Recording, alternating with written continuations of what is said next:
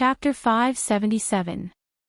Feng Xiao and Feng Yinqi walked out of the Song family. When they got into the car, Feng Xiao scolded with a gloomy face, "This Song guy really doesn't know how to appreciate favors." Feng Yinqi was a little aggrieved at this time. "Are you talking about his father or him?" Feng Xiao's face was full of anger. "He used to be sick. He didn't even like you when I took you there. He really doesn't want face." Feng Yinqi said, "Don't say it. Am I not shameful enough? They have said it so clearly. I have already said that this path of the Song family won't work. But looking at the capital, other men are not worthy of you except him." Feng Xiao also really loved this daughter. Otherwise, he wouldn't have thought of directly targeting the Song family. Feng Yinqi lowered her eyes and suddenly thought of something. "I heard that he has a girl he likes. Everyone knows that. Recently, I often heard that they are together. Maybe because of this, he doesn't accept me. What kind of girl can he like? Is she as beautiful as you?" Feng Xiao frowned, but if it was before, he would definitely find out the girl without saying a word. At this time, he waited and said, "Forget it. The Feng family is now in troubled times. Ah Zhu is also dead. The great ancestor's temper has been unpredictable recently. Whoever provokes him will be unlucky. At this juncture, since the Song family is unwilling, let's change it to something else. Do you know Ford de Land?" Feng Yinqi's eyes flickered. "You mean that foreign superstar?" Recently, the advertisements had come to the country. Feng Yinqi had heard of some. Feng Xiao nodded. "I heard from the great ancestor that Ford de Land has some relationship with the He early family. If you can get close to the He early family, it will be a good choice." After all, Feng Yinqi was a blessed girl. At this time, when her father said this, her face turned cold. "Dad, do you think that I can't get married? Why do you have to let me get close to someone else?" Among all the men in the world, she only liked Song Yanqing. Feng Xiao's face darkened in front of her. "Why are you still so willful? You have to know that your uncles are all in trouble now. The money I invested in them has all been thrown into the water. Now, they can't make any waves.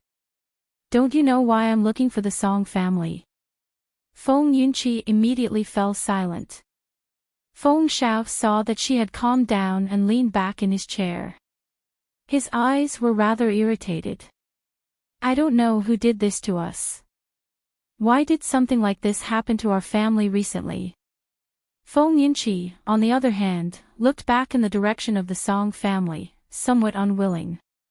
After Qiao Jin stayed in the school, he found that school life was not as boring as he had imagined. The school had a movie theater, a billiard room, and all kinds of entertainment facilities. As long as the students went there during their free time, there would be no restrictions. There was also a food street in the university that catered to the students. Although Qiao Jin was always alone, after several invitations from Zhongli Peining, he agreed to go out for lunch with her. When Zhongli Peining saw Qiao Jin nod, she was so moved that she almost shed tears. It was simply inconceivable that she could move this iceberg beauty. It was worth mentioning that Qiao Jin had recently been ranked on the school's campus bell list. It should be known that last semester, Qiao Jin was still unknown. Only Musichu made her a little bit famous.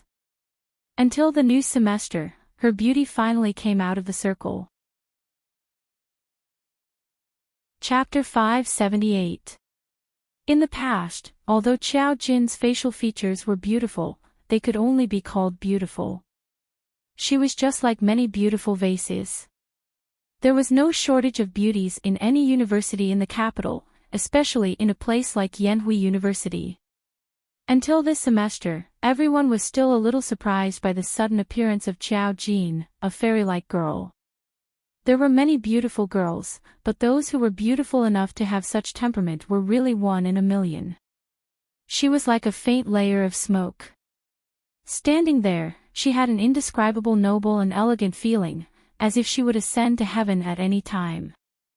In any case, the school was very honest and ranked Xiao Jin on the campus bell list this semester. In the end, she won the first place among the campus bell selection. Even if Xiao Jin didn't care about this reputation. There were also people who maliciously speculated that such a big change was due to plastic surgery during the summer vacation. But looking at her face carefully and comparing it with before, it seemed that there was no difference. If a person's temperament was improved, was it really the same as ascending to heaven? In addition, she was indifferent, so she got a particularly old-fashioned nickname, Ice Mountain Beauty. Just like her brother Musichu. You must not often read the school forum, right? Your photos are often posted on the forum. Everyone says that you have changed too much. Zhongli Peining held her mobile phone and refreshed the school forum. Xiao Jin just glanced at it a few times. Some people took photos of her on the forum and posted them, but they only praised her in a few words. Even if there were bad comments, the school forum group would quickly delete them. After all, her brother was Musichu. Xiao Jin just chuckled and said, "Do I look like plastic surgery?" In fact, if she wanted to change her face, she didn't need plastic surgery. She could use a formation to change the shape of her face. However, that kind of change was in the eyes of others and herself. In fact, she was still her original face. It was just that personal pursuits were different. Her original face was good enough, and she didn't need to change anything. Of course not. Zhongli Peining quickly waved her hand. "I saw you during the summer vacation. Do you think I don't know whether you did it or not?" She smiled. Xiao Jin's changes were probably brought about by the awakening of her abilities. When they arrived at the school cafeteria, the two of them ordered. Zhongli Peining told Xiao Jin some small gossip in order to get closer to him. "Do you know that there's an international superstar called Vlad? He's coming to our country soon. Our school even invited him to give a speech. Because he graduated from a famous school overseas, he's very influential. It said that the school invited him to settle the matter that happened during the summer vacation." The incident during the summer vacation was still a little scary, especially the case that had been buried for 20 years. Although most people soon forgot who Duan Ruyan was and only a few people knew who she was, it was bound to have an impact since it was made public. In order to eliminate these influences as much as possible, the school had to use other things to divert the students' attention. Fred Land was an international superstar and was quite popular at the moment.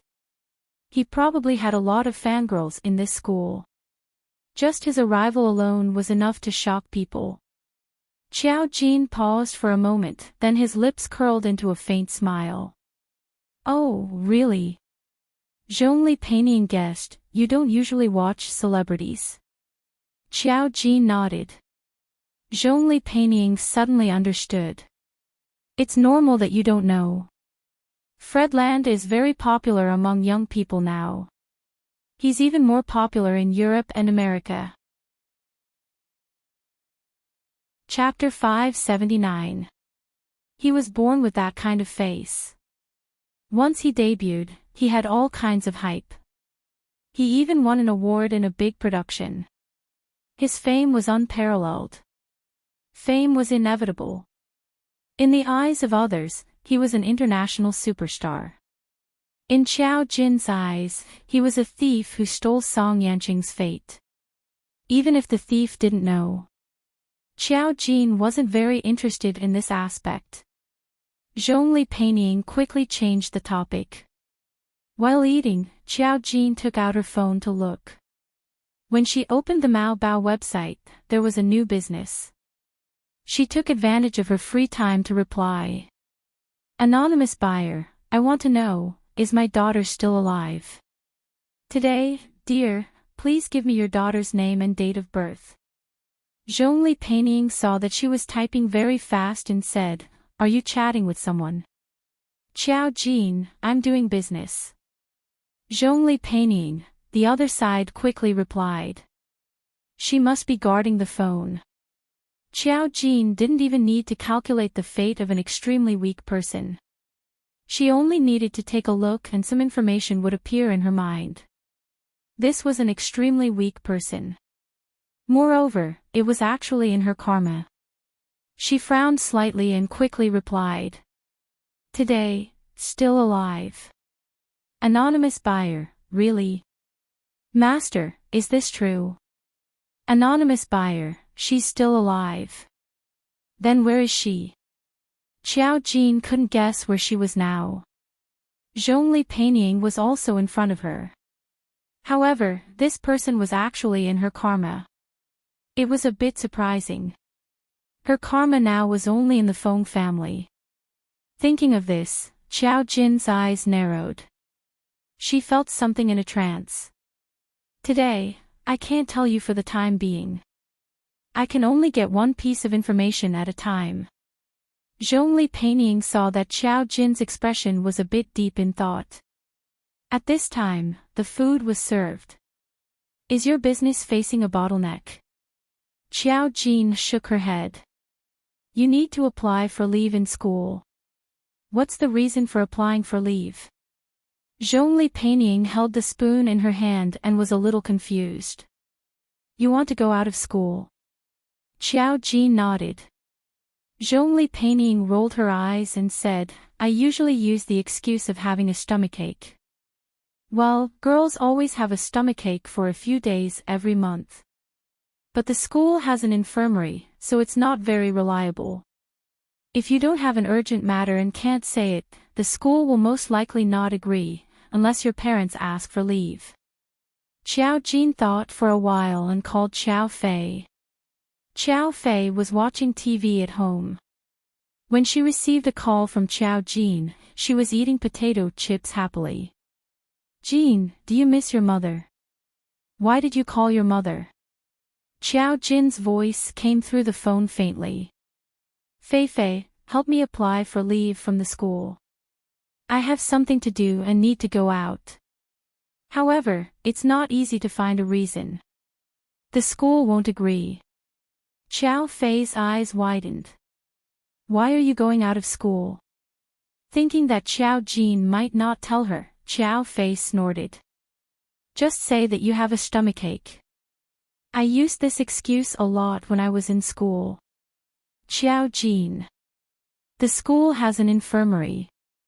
Xiao Fei suddenly understood. Oh. Then you have to tell your mother what you're going to do. Xiao Jin. My friend asked me out. It's urgent. It's not easy to say. Xiao Fei said resentfully, I thought you were going to tell me that you asked for leave to go out to dance. Xiao Jin, it seemed that this excuse of hers had entered Xiao Fei's heart. Fortunately, Xiao Fei did not ask her what was so urgent about her friend. She quickly called Xiao Jin and said that there was an emergency at home. The school approved it. Chapter 580. When Xiao Jin was about to leave the school, Zhongli Peining was still a little confused. What are you going out for? I'm going out to do something. She thought of something and looked back at Zhongli Peining. If you want to fish in troubled waters in the spirit group, this is a good time. Zhongli Peining, the big families also had their own disputes. It wasn't strange that everyone wanted to snatch the power of the spirit group. After leaving the school gate, Xiao Jin called He Yao. You can send someone out. If nothing goes wrong, we'll catch a big fish in the next 2 days. He Yao was a little surprised. What big fish? Xiao Jin said concisely, it's time for some things to end. He Yao, ? I still don't understand. Boss, you can explain more clearly. However, Xiao Jin couldn't explain more clearly to her. Even if he did, He Yao wouldn't be able to understand. She also called Meng Qingyu and asked her to meet her. When Meng Qingyu came to find her, there was still a trace of hostility in her eyes. Xiao Jin glanced at her and said, "There are some things that you have to pay the price for." Meng Qingyu snorted with an indifferent expression. "I don't care about these things anymore." And Jing Song was dead. That day, after Meng Qingyu beat him up, she had to go to school and couldn't control Jing Song. She could only lock the door. In the end, Jing Song pried open the door and escaped. He was injured and didn't dare to report it. Even if he reported it and said that Meng Qingyu beat him up, Meng Qingyu could kill him instantly. He couldn't afford to gamble. However, he didn't have a single cent on him and couldn't escape far. He hid in the suburbs. Meng Qingyu felt that something was wrong. When she returned home, she found that Jing Song had escaped. Now that she had the spirit group's intelligence network, she easily found Jing Song. Jing Song was hiding by a river. She stood behind a tree and watched. She found that she couldn't hide the hatred in her heart. She didn't hide it anymore and controlled Jing Song to drown in the river. Without any witnesses or evidence, even if Jing Song's body was found, no one would suspect her. If someone found out about the wound on her shoulder, she could say that it was caused by Jing Song, who wanted to hit her after she returned home. Xiao Jin had said that with her ability, if she did these things, she would have to pay the price. She did not care anymore. She asked only for a moment's peace. After Jing Song's death, her heart calmed down. After the King of Nightmares died, all she needed was time to comfort herself. Xiao Jin saw that her black qi was not obvious, so he guessed that it would take a long time. Karma would judge her actions, so she didn't have to worry about it. She only said, "I have something to do tonight." Meng Qingyu nodded. She didn't care about anything now, but she trusted Xiao Jin more. She only asked, "What do you want me to do?" Xiao Jin, wait. He took Meng Qingyu to a coffee shop near the police station. The two of them waited from afternoon to night. Meng Qingyu was a little confused. However, when she thought about how Xiao Jin didn't say anything, she didn't say anything. There was nothing to eat in the coffee shop. Meng Qingyu was hungry, so she went to other fast food restaurants to order some food. The two of them ordered the most expensive coffee. One of them was especially beautiful, so the staff didn't chase them away. Moreover, because of Xiao Jin, the business of the coffee shop was much better. Until Xiao Jin stretched out a finger and pointed at the police station. "Look!" Meng Qingyu looked up and saw a stumbling figure entering the police station. Chapter 581. Meng Qingyu was a little surprised. "Who is that?" Xiao Jin curled his lips. "The person who ends everything." Meng Qingyu didn't know what Xiao Jin was going to end, and Xiao Jin didn't take any further steps, so they continued to wait here. A woman with disheveled hair entered the Nanping police station. She was only wearing a particularly cumbersome set of clothes, and her entire body was a little limp. When she entered the police station, the police almost thought that a lunatic had barged in. Until she said with pale lips, "Save me, save me. There are demons in this world," she held back her tears. When the police brought her in, they realized that she wasn't wearing clothes at all, but a bedsheet. The bedsheet was very expensive. It was made of silk and seemed to be custom-made from a special brand. However, she was covered in blood. Under the bedsheet was a naked white body. The police officer on the case accidentally glanced at her and immediately called 2 female police officers to take care of her. However, as she trembled as she recounted, they heard a terrifying thing. This girl came from a villa in the suburbs. She had run for a long time to get here. That place was heavily guarded, and there were hundreds of girls like her. Every single one of them had been captured from the outside, and they came from all over the world, They were all imprisoned together. Every day, there would be men in luxurious clothes coming here. Occasionally, there would also be women who would abuse them physically. It was right under their noses in the capital. They weren't treated like normal people. When they had nothing to do, they were locked in a cage and not allowed to come out. After being imprisoned for a long time, the girl almost forgot her name. Fortunately, there was a special flaw in the place where she was imprisoned today. The tunnel revealed a crack, and she fell into a secret tunnel. She began to panic. Later, she found that the secret tunnel was empty, so she slowly crawled out. When she was sure that she had left the range of the villa, she climbed out of the tunnel and saw the light of day again. Tears flowed out of her eyes. She didn't know how long she had run. She was afraid that she would be discovered, so she only rushed to remote places until she appeared on a bustling street. She saw normal society and no longer had any scruples. The first thing she did was to run to the police station. When she spoke of these things, the girl trembled and tears kept flowing. Every word she spoke was filled with fear towards that devil's den.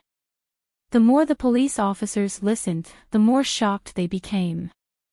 They couldn't believe that such a demon's den existed in a place like the imperial capital. Of course, they had to gather their men and rush to the scene of the incident as soon as possible. However, according to the information revealed by the girl, they finally found out who the villa belonged to. It belonged to the Fong family. Thinking of the various rumors about the Fong family, a chill ran down their spines. The police station realized that this was no small matter. They held a special meeting that very night to start organizing people and asking for support. When He received Xiao Jin's message, she didn't know what to do. It wasn't until Xiao Jin asked her to come to the Nanping police station that she found out what had happened. She immediately knew what Xiao Jin's purpose was. She almost couldn't believe that those things had really happened. As a member of the spirit group, not only did they have to maintain the stability of society as a spiritual reader master, even if it was the world of ordinary people, it was still outrageous for such things to happen. They only thought that the Fong family was only arrogant in the spirit group. They did not expect that they were worse than beasts. Chapter 582. Xiao Jin waited until He intervened as a member of the special investigation team. Then, he took Meng Qingyu and said, "Come with me to a place." Meng Qingyu nodded. Xiao Jin raised his hand, hailed a taxi, and told the driver a direction. Meng Qingyu was puzzled at first, but after half an hour, she realized that this was a heavily guarded place. It was a private manor. There was a particularly eye-catching villa at the top of the hill, and there were guards at the bottom of the hill. However, the entire hill was lit up tonight. Along the way up and down the hill, there were people with flashlights and dogs looking for someone. As soon as the car approached, they could hear everything clearly. The car stopped at a hidden place. After the driver left, Xiao Jin took Meng Qingyu to look up at the villa at the top of the hill. Meng Qingyu was very envious. This is the life of the rich. She still didn't know what this villa represented. Xiao Jin glanced at her. If you knew what was hidden inside, you would even throw up last night's dinner. Your matter is not worth mentioning compared to the people here. Meng Qingyu, her expression changed drastically. What's inside? Xiao Jin, what is it? We need to see it ourselves. She looked up. In her eyes, she could see that the top of the villa at the top of the hill seemed to be covered by a transparent protective shield. Then, a few strands of red silk fell from the sky like sharp blades, as if they were going to penetrate the protective shield. The protective shield was struggling to hold on, but there were still some broken holes. When the red silk threads penetrated the villa, it meant that the Fong family's luck had weakened. The other party could no longer block her karma. This was the last struggle. Everything would completely collapse tonight. There were constantly people looking for something on the mountain and at the bottom of the hill. Meng Qingyu and she hid behind the forest and asked, "Are they looking for something?" "Qiao Jin, they are looking for the woman who escaped, the one you saw." Meng Qingyu opened his mouth wide in shock. He seemed to have realized something. Other than the people who were searching, there were also expensive cars coming down from the mountain. If one took a closer look, one could see that the people in the cars were dressed luxuriously. Their faces were uneasy from time to time, as if something unexpected had happened. Asians, Europeans, all sorts of races. Qiao Jin curled his lips. The Feng family's deal was really big. When they saw people coming down one after another, Qiao Jin waved at Meng Qingyu. Meng Qingyu didn't know what she did, but when she went over, she saw people wearing black bodyguard clothes and holding flashlights on both sides of the road. They actually turned a blind eye to Qiao Jin and her. They couldn't see him and Qiao Jin. Thinking of this, Meng Qingyu couldn't help but ask Qiao Jin, "Master, isn't your ability teleportation?" He Yao told her that a spiritual psychic only had one ability. When she saw Qiao Jin suddenly appear at her house that day, it meant that Qiao Jin teleported. How could he become invisible now? "Qiao Jin, don't talk." Meng Qingyu, Qiao Jin was cold and indifferent. His voice wasn't low, but the people around him didn't seem to hear it. With this, Meng Qingyu was relieved. The road on the hillside seemed to be very long, but Meng Qingyu felt that they had reached the top of the mountain in a flash and arrived at the gate of the villa. In the parking lot outside the villa, there were dozens of expensive cars parked. There were also people wearing luxurious clothes. After being checked, they got in the cars and left. Chapter 583. Qiao Jin didn't even look at them. He just walked through the crowd and walked into the villa area. When they entered the villa, they saw the magnificent hall. A man was making a phone call with a ferocious face. You must find out where she went." It was probably one of the members of the Feng family, but Qiao Jin had never seen him before and was too lazy to know who he was. She seemed to have a guide.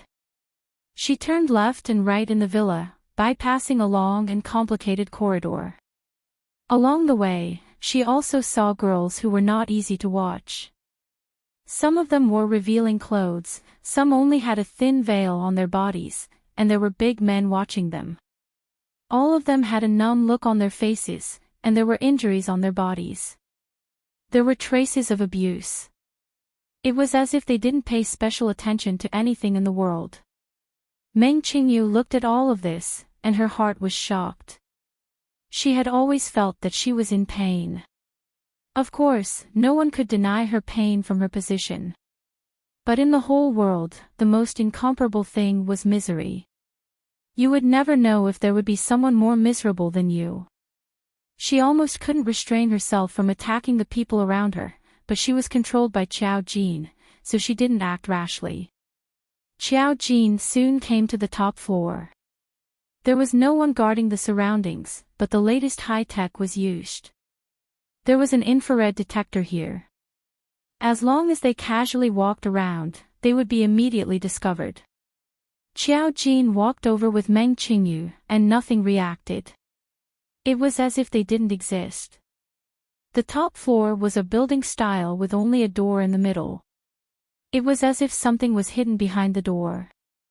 The door was special. It couldn't be opened by ordinary means unless there was a password. Qiao Jin just waved his hand, and the door slowly opened to both sides. Meng Qingyu looked at this scene and wondered how powerful Qiao Jin was. After all, she had stayed in the spirit group for a while and had some basic knowledge. Qiao Jin's method was obviously not a normal spiritual reader. There must be a reaction when the door opened. They were discovered, but Qiao Jin didn't panic at all and walked straight in. Behind the door was a vast and empty space. The surroundings were empty, but there was a huge altar in the center. There were many jars with seals on them, and there were many candles burning on the jars. Most of them had already been extinguished. If one took a closer look, they would be able to see that although these jars seemed to be placed randomly, they actually formed a large array on the altar. Each jar corresponded to a center of the array. This was the Fong family's lucky borrowing array. It had been circulating here for decades. Inside the jar, there were all kinds of things borrowed from other families. As long as it was discovered, the Fong family would not be far from death. Someone broke in. Who is it? There was clearly no movement at all. The door to the forbidden room has been opened. A series of footsteps could be heard. Meng Qingyu said, "Someone's coming. Do you want me to stop them?" Qiao Jin's voice remained indifferent. "No need." She looked around and then waved her hand behind her. The door that was originally open was quickly closed with a ping sound. The group of people rushed to the door but found that they couldn't open it no matter what. Immediately, someone informed the Fong family's backbone, the great ancestor. When the great ancestor heard that someone broke into the forbidden room, he immediately knew that things were not good. Chapter 584. I was wondering where the things would be hidden. It turns out to be here. Qiao Jin muttered to himself. As he expected, there were some demonic spiritual seeds hidden here. They could actually be used to maintain the operation of the array. This was obviously not something the Fong family's ancestor and Ozu could do. The speculation of the person behind them was completely confirmed.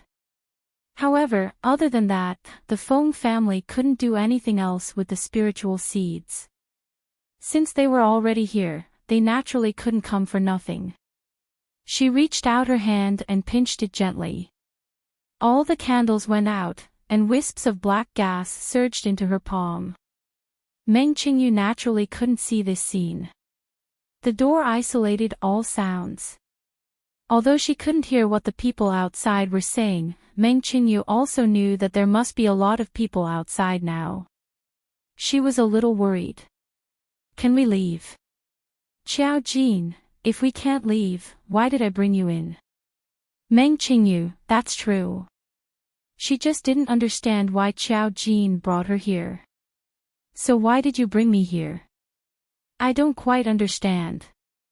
Qiao Jin said, "I brought you here to see some things, but the consumption is too great. I might as well use you all together now to avoid wasting." Meng Qingyu. How could she not understand Qiao Jin's words? Qiao Jin just smiled. "You just need to stand there. You don't need to move. I need to see some things from the past from you." When it came to seeing the past, Meng Qingyu's face was a little pale. Qiao Jin's voice was very faint. In addition, the candles were extinguished. There was no light in this room, so Meng Qingyu could hardly see Qiao Jin's appearance. "Don't worry, you won't feel anything. I'm looking at things that happened before you were born." He wanted to use the backtracking array to see who set up the array points on Meng Qingyu and the Fong family's array.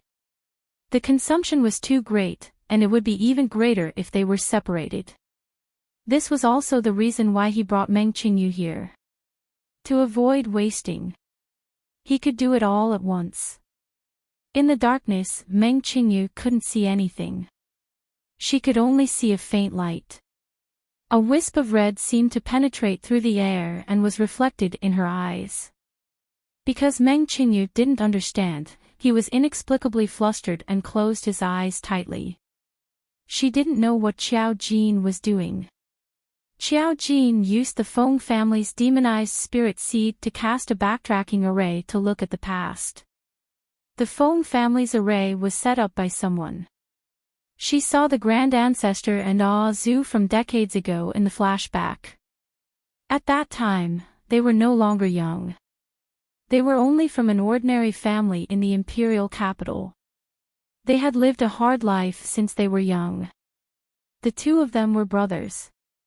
They were ambitious and were unwilling to live an ordinary life. Soon, because of certain things, they both awakened and became array masters. Later, they met a man in a black robe. That person's face was covered by a black robe the entire time, and no one could see his face clearly from all angles. It was obvious that he was on guard. He taught the Feng brothers to set up a large array and borrow the luck of others to build momentum for the Feng family. This was also the origin of the Feng family.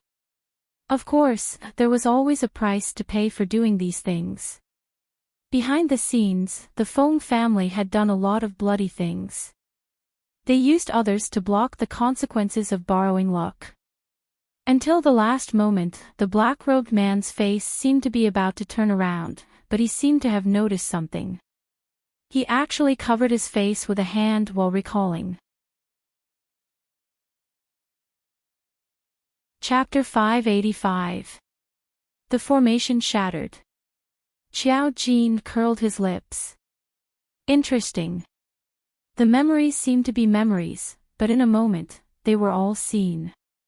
Qiao Jin looked at Meng Qingyu's body. He wasn't interested in Meng Qingyu's childhood, so he went straight for the formation point at her heart. The formation point really wasn't born. It was just that in the memories, the scene of the formation point only lasted for a moment. In the scene, there were a total of 9 formation points. They seemed to have exploded from something and fell from the sky, scattering in all directions and falling to various places in China. The one that fell on Meng Qingyu's heart was only one of them. 9 formation points. 9 was a special number in the world of spiritual readers. Qiao Jin suddenly opened his eyes. Meng Qingyu was also 20 years old this year. Did the formation point appear 20 years ago? The wisps of demonized spiritual seeds that he had collected earlier dissipated completely. Looking at the past in one go consumed a lot. There was no reaction for a long time. Meng Qingyu asked carefully, "Master, is it done?" Qiao Jin's voice came from the darkness. "It's done." Meng Qingyu opened her eyes and found that there was no change in her surroundings. She couldn't help but ask, "Master, did you see the past on me?" Qiao Jin nodded. "I saw something even more unexpected." Meng Qingyu was a little frightened. "Is it some kind of curse?" She swallowed her saliva, afraid that Qiao Jin saw something terrible. Qiao Jin glanced at her and seemed to be a little amused. "You're thinking too much. It's not easy for a curse formation point to exist, and it's not worth the loss for the user. Your parents are just ordinary people. Who would use it on you?" Meng Qingyu was relieved now. There was a strange fluctuation coming from the door outside. It seemed that an external force was forcing the door open. Qiao Jin glanced and said, "Let's go." She grabbed Meng Qingyu's arm, and both of them disappeared on the spot. As soon as the two of them left, the door opened with a bang, and a wave of people barged in from outside. However, at this moment, red threads invisible to others penetrated through the barrier and landed on the altar. They landed on the corresponding jars, causing them to emit strange fluctuations and tremble incessantly. This strange scene stunned some of the Feng family members and bodyguards who rushed in. Bang! Bang! Bang! Suddenly, the jars exploded one by one, turning into dust. The Grand Ancestor, who was still rushing over, suddenly clutched his chest and spat out a mouthful of blood. What terrified the driver was that he saw with his own eyes that wisps of black gas dissipated from the Grand Ancestor's face. His originally spirited face quickly wilted, and his entire facial features seemed to sink rapidly. His skin and flesh were already shriveled when he was old, and now, it was even more terrifying that his skin and flesh were hanging directly on a skeleton. If the driver hadn't stayed in the Feng family for a long time, he would have abandoned the car and fled in fear. The Grand Ancestor felt his vitality dissipating bit by bit. He realized that he couldn't live anymore. He used his last strength to take out his mobile phone and dialed a number, then he spat out a sentence, "I am not willing." Then his head tilted, his eyes were open, and he fell. The driver finally trembled, stepped on the brakes, and shouted in horror, "Grand Ancestor." However, the Grand Ancestor just died with his eyes wide open, and he lost his breath forever. Just like Azu, his death was too unexpected. Chapter 586. Great Ancestor, Great Ancestor. The Great Ancestor died, and he died suddenly. The driver stopped on the side of the road and informed the Fong family of the news while trembling. Then he watched helplessly as the Great Ancestor's corpse, which originally still had flesh and blood hanging on it, seemed to be gradually weathered. Wisps of it drifted away like dust. Gradually, only a pile of bones was left. The bones were too broken, the car was too narrow, and the position was not maintained well. A pile of skeletons fell into the gap of the car seat and fell apart. After death, there was no way to preserve the whole body. The driver was stunned. The Fong family who received the news was also stunned. Zu's death was already unexpected enough, but now the Great Ancestor was also dead. The Great Ancestor is dead. The Great Ancestor is dead, that really means that the Fong family is finished. Almost many of the Fong family who received the news sat on the ground, feeling that the sky was falling.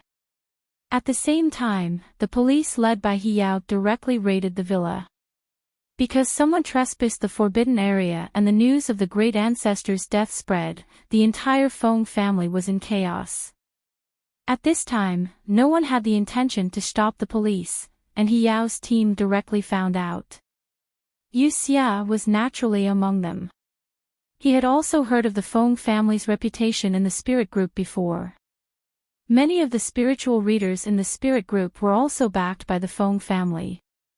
Now he followed Hiao and personally went to the scene and saw a nightmarish scene.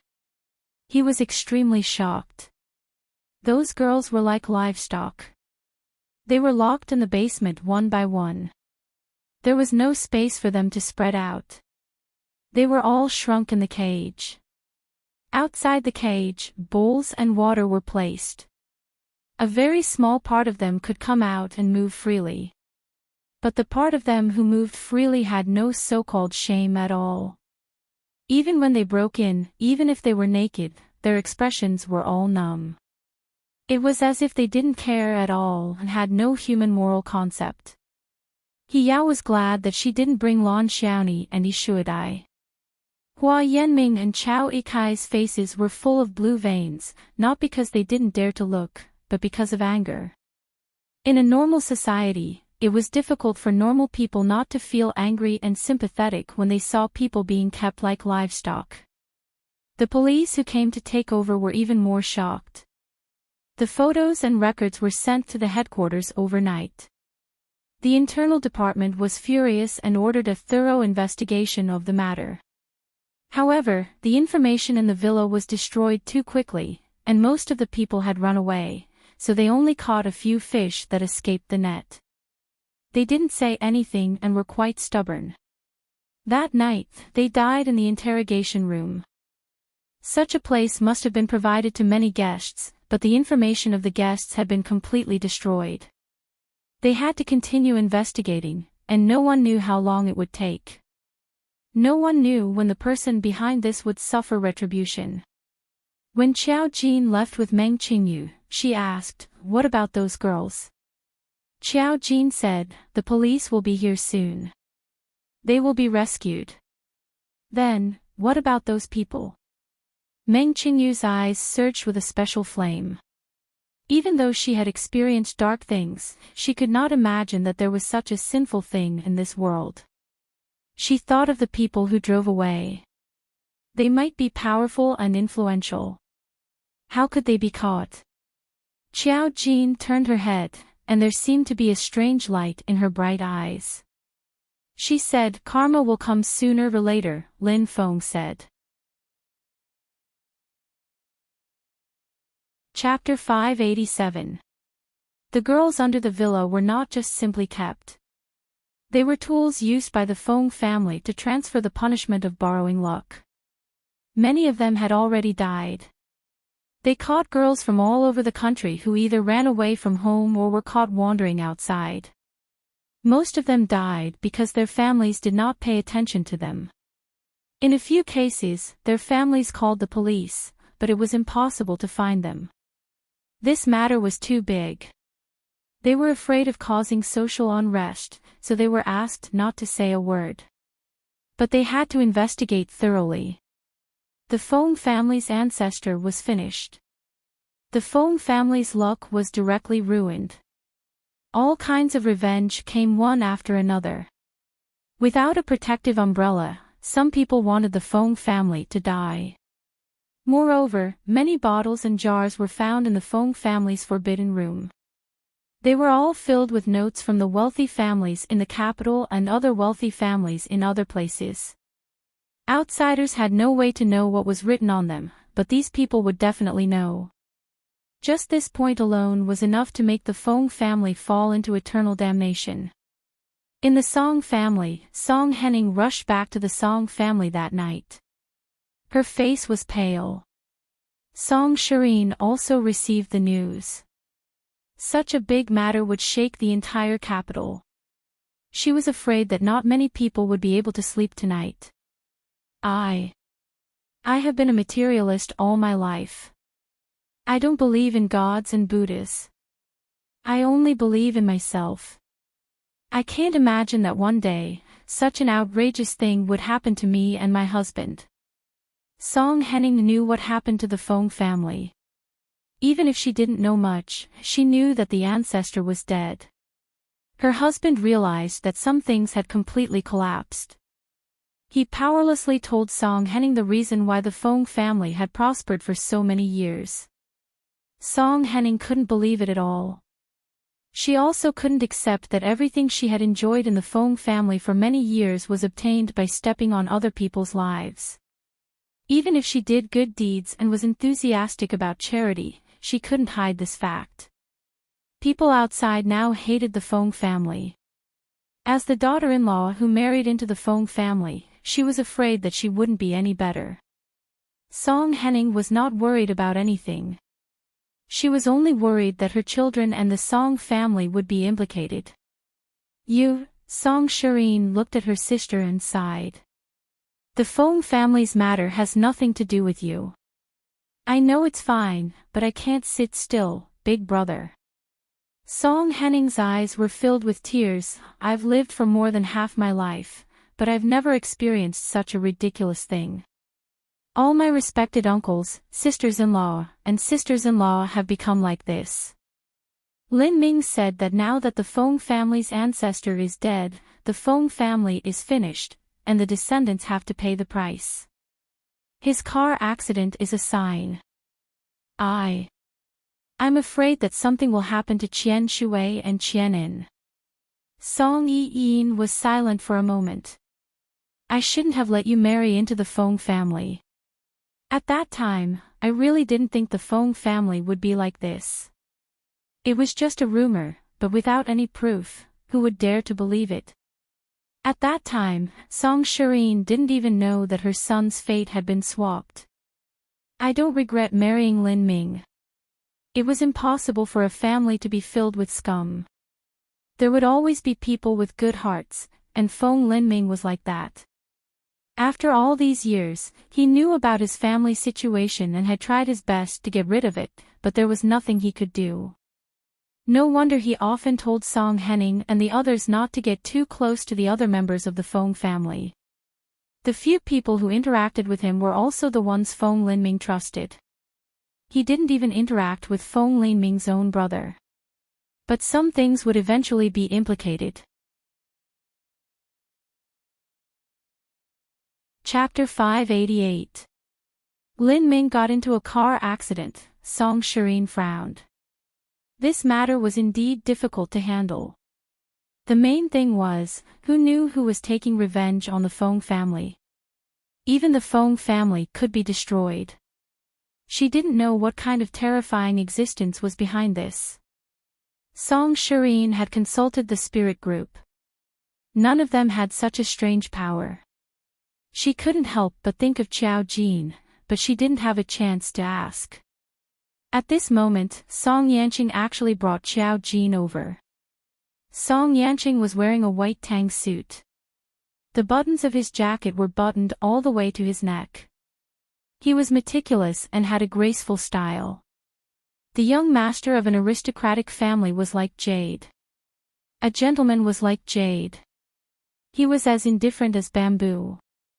Xiao Jin was beside him. She wore a long white dress and a long shirt.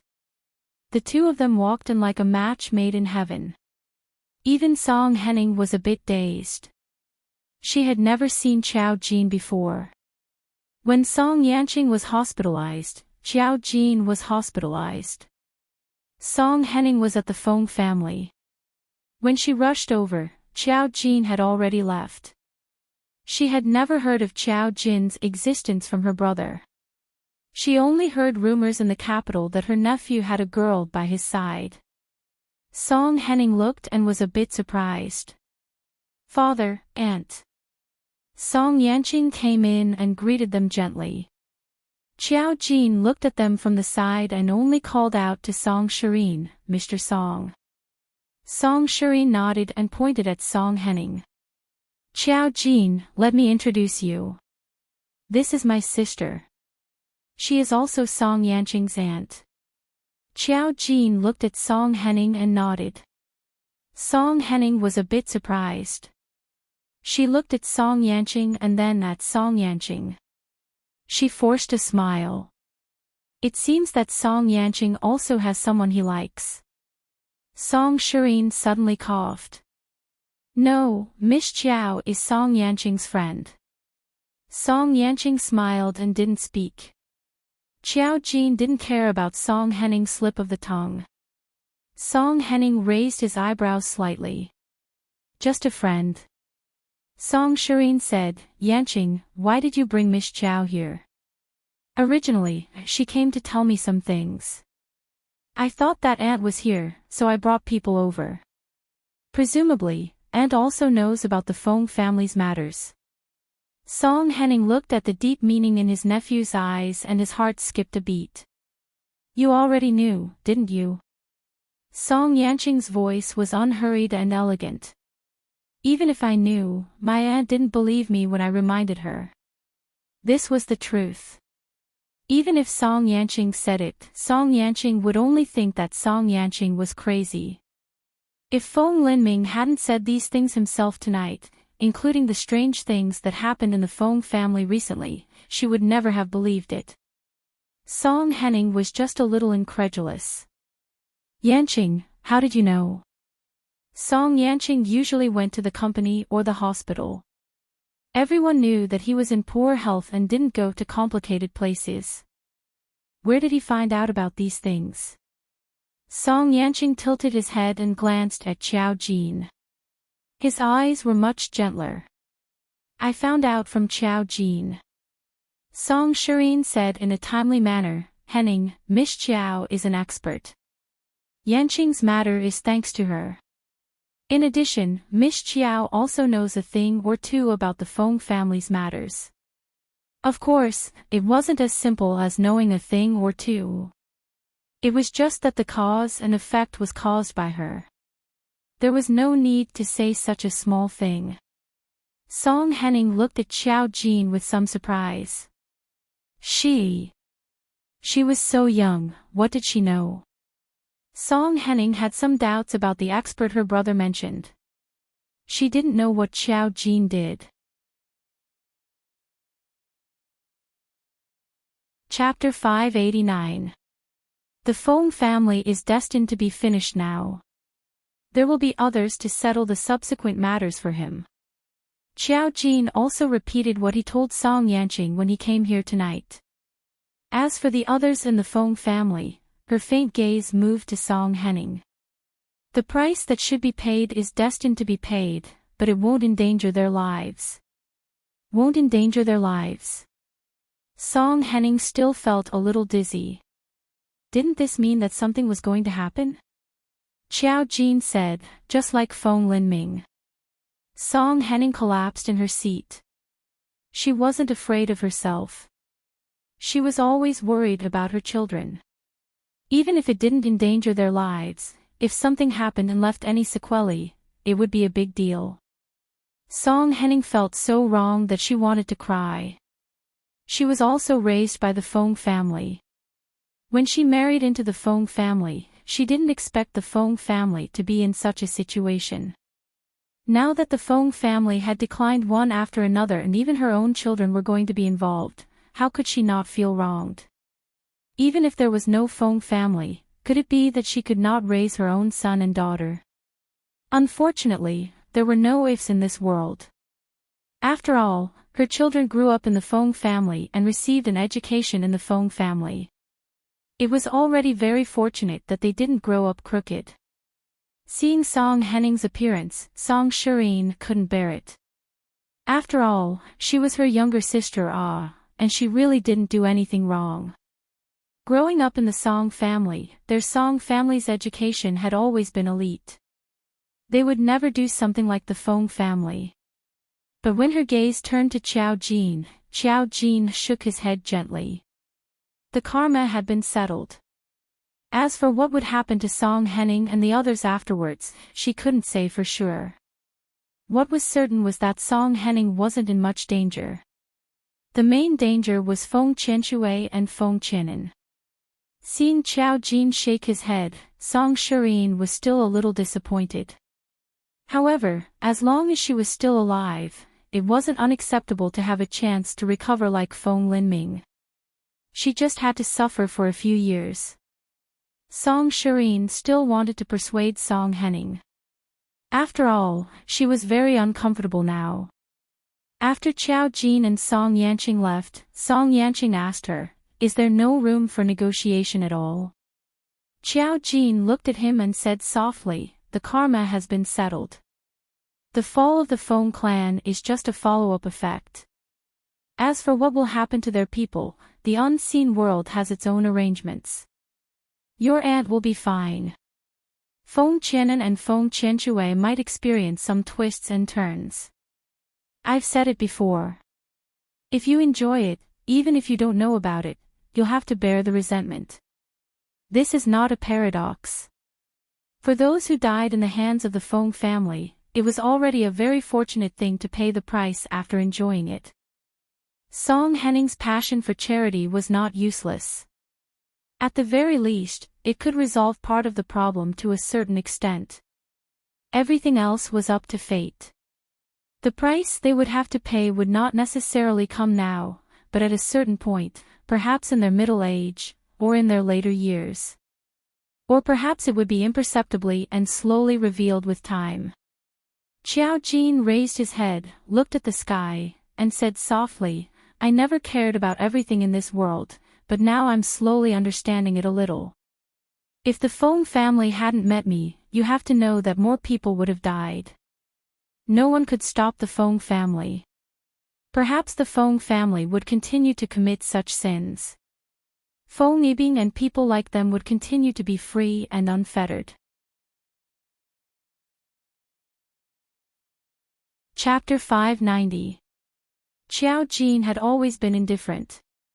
She respected karma and had always been watching the development of the world without interfering in anything. But that didn't mean that she thought that some things were right. She respected karma and in fact, she respected life. She wouldn't force others to change their minds, nor would she let others jump around in front of her. Song Yanqing nodded slowly. "I understand."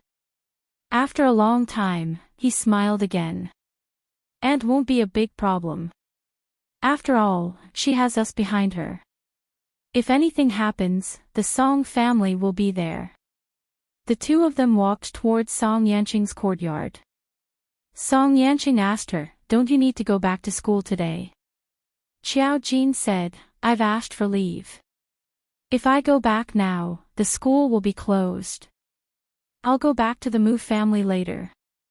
Song Yanqing's brows twitched slightly. It's too late to go back to the Mu family now. You can stay here. I have plenty of empty rooms here. It's not like you haven't stayed here before. Xiao Jin only said, if I sleep outside, Fei Fei will ask. She knows that I've asked for leave today. It was still an excuse she gave. Song Yanqing was stunned for a moment. Then, he smiled easily. Up to you. Do whatever you think is convenient. Then, he walked forward and said in a faint voice, I have something to discuss with you. If it's not suitable tonight, let's do it another day. Xiao Jin listened and frowned. What do you want to discuss with me? Song Yanqing turned to look at her again. It's about you. Maybe it's a little sudden. If you don't want to, we'll talk about it another day. Xiao Jin thought for a moment. Forget it then. Song Yanqing paused for a moment and nodded. Okay, I'll ask Ozai to send you back. Xiao Jin said, no need. I mean, I won't go back tonight. What do you want to talk to me about? She walked forward and caught up with Song Yanqing. She raised her head slightly and looked at him with a serious expression. Song Yanqing looked at those eyes that were as clear as the bright moon. His heart stirred, and he said with a smile, I'll tell you later. Xiao Jin nodded. Okay. When she left with Song Yanqing, she called Xiao Fei. Xiao Fei was just about to call her to ask where she was. Now that she called back, he asked directly, when are you coming back? Or have you already gone back to school? Xiao Jin said, I won't be coming back tonight. I'll be sleeping in the Song family. Xiao Fei, her daughter was too honest, and she choked for a moment. Mu Jinming also looked at Xiao Fei doubtfully. After a long while, Xiao Fei stammered, you're at Lord Song's house. Is something the matter? Xiao Jin said, something did happen, so I called you to tell you that I won't be coming back tonight. Fei Fei, rest early. Good night. Xiao Fei. Good night. After being led away by Xiao Jin, Xiao Fei hung up the phone in a daze. What's wrong? Mu Jinming asked her. Xiao Fei looked at him and said worriedly, Jin said that she'll be resting at Lord Song's house tonight and won't be coming back. Hey, don't you think they're too close? Mu Jinming, he had a lot of thoughts, but it wasn't appropriate to tell Xiao Fei. In the end, he could only say, don't think too much. Lord Song doesn't care, and you don't have to worry about it. No matter what, Xiao Jin won't be at a disadvantage. Xiao Fei, that seemed to be the case. Xiao Jin wouldn't be the one to suffer. Mu Jinming, go to sleep. You can't do anything when the child grows up. Young people nowadays have new tricks every day. You won't understand. Xiao Fei, I'm a young person too. Mu Jinming. Chapter 591. Song Yanqing's yard was very big and there were many bedrooms. The last time she came, Xiao Jin slept on the first floor. Today, she slept on the first floor as well. Sei and Song Yanqing were both resting upstairs. Sei saw that Xiao Jin was resting here tonight and winked at her. They didn't understand, but it didn't mean that Sei didn't understand. Even if he hadn't eaten pork, he had seen pigs run. In the past, not to mention the young master asking someone to stay, he felt uncomfortable all over. Now, he even asked Miss Xiao to stay for the night. It wasn't the first time. What did this mean? The people outside would no longer think that the young master had some psychological problems that prevented him from looking for a girlfriend. It's because you're not beautiful enough, not fairy-like enough. Xiao Jin was now sitting on the balcony of Song Yanqing's bedroom on the second floor. Looking at the scenery outside the window, she held a glass of juice made by Oz and said softly, "What do you want to ask me?" Song Yanqing sat on the chair opposite her and looked at her. His eyebrows and eyes were soft. "You said that the awakened spiritual readers were usually stimulated by something. How did you awaken?" The most important thing was that Xiao Jin's awakening didn't match the performance of ordinary awakened people. She was an array master, but what she knew was obviously not something that a beginner array master could understand. Everyone had a high or low level of awakening, but Xiao Jin was already standing in a top position.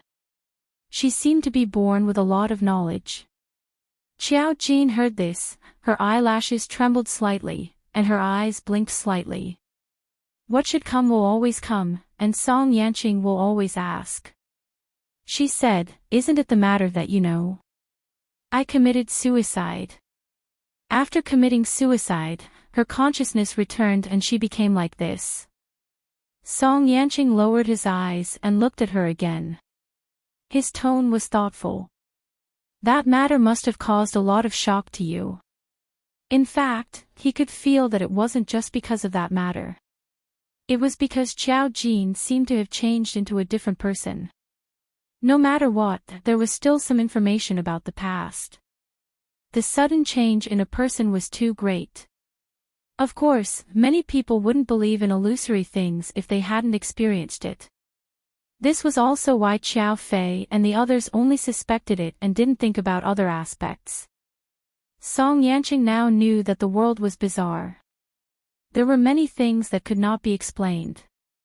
Humans could cast curses, but what if they were to reincarnate in another's body? Or rather, who was she in the past?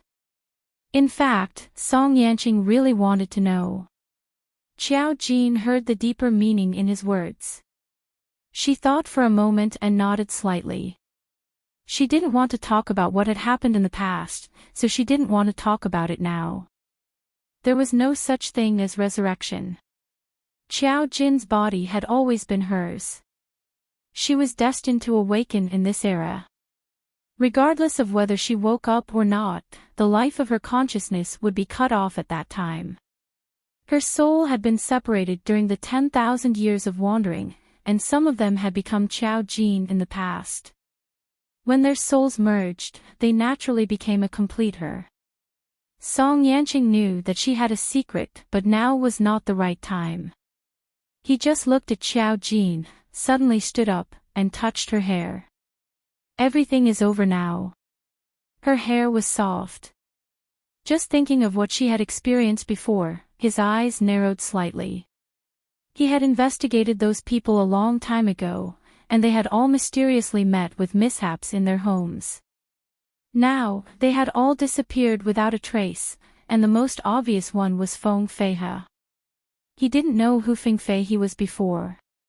After the investigation, he knew. Feng Feihe should have died.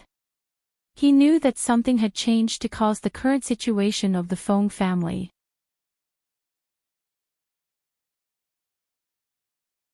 Chapter 592. When the time is right, he thought that Xiao Jin would tell him. He mentioned another thing, "I haven't found the place on the fan yet." There were only a few strokes, like an ink-style landscape painting. In comparison, looking for it in the whole world was like looking for a needle in a haystack. Xiao Jin nodded, "Don't worry now. When the time comes, it will appear. Just like some things, the more you think about it, the more you won't get the answer. Maybe a sudden flash of inspiration will give you the answer." Song Yanqing raised the corners of his lips and smiled. His smile was soft. "It's very late now. You should go to rest." Xiao Jin said okay. When she went downstairs, she faintly caught a glimpse of Song Yanqing's room.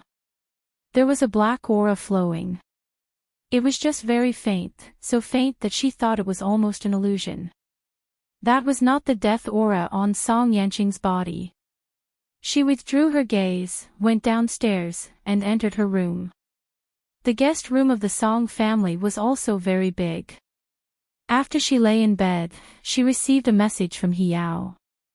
"He Yao, the end of everything you said refers to the Feng family. Hiao, the Feng family really doesn't do anything. Now our spirit group has begun to help deal with this matter. There are even spiritual readers involved. We got a piece of information. The information is all about the spiritual readers under the Feng family, but most of them died in the last mission with Miluo. A few disappeared for no reason. The rest have to wait for the spirit group to deal with. Hiao, those girls are really pitiful. Qiao Jin looked at it and only replied with one sentence. The Feng family is over for the time being. The Feng family is over, but the people behind it must appear. This matter was so big that it involved some of the Feng family's actual business relationships and interests. Many people were involved. The Feng family's matter was estimated to be chaotic for a while. Early the next morning, Qiao Jin woke up. She still had classes today and had to go back to school. There was a new set of toiletries prepared for her in the bathroom. After she was done, she opened the door and saw Song Yanqing in the living room. The servants had already brought breakfast in one after another. When Song Yanqing saw that she was awake, he said, "Since you're awake, come and have breakfast. I know you still have class today. After breakfast, I'll ask Zai to send you there." Qiao Jin nodded and walked over to sit down. The Song family's breakfast was very simple. It was Chinese-style breakfast with soup dumplings. The taste was especially good. They were all meticulously made by the chef.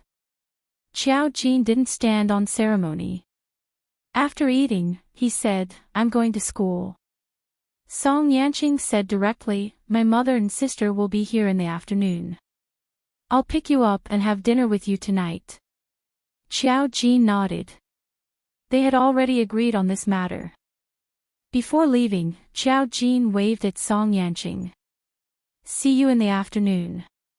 Song Yanqing raised his eyebrows and was in a good mood. "See you in the afternoon." Zai was waiting outside. When he saw Qiao Jin come out, he sent her to school. When she arrived at school, she went back to the dormitory before class started. At this time, in the dormitory, Zhongli Peining was not there. The Glass's roommate who loved to study was also not there. Only the girl who often prepared a small mirror was there. She also had a friend. She looked very beautiful, and her temperament was very similar to Qiao Jin's. She looked pure and well-behaved, but it didn't need to be described too much. In comparison, outsiders would feel that such a girl in front of Qiao Jin seemed to have lost her color. Only her eyes were as big and bright as a deer's. They were eye-catching. Chapter 593. Qiao Jin's roommate was called Tong Yingxin.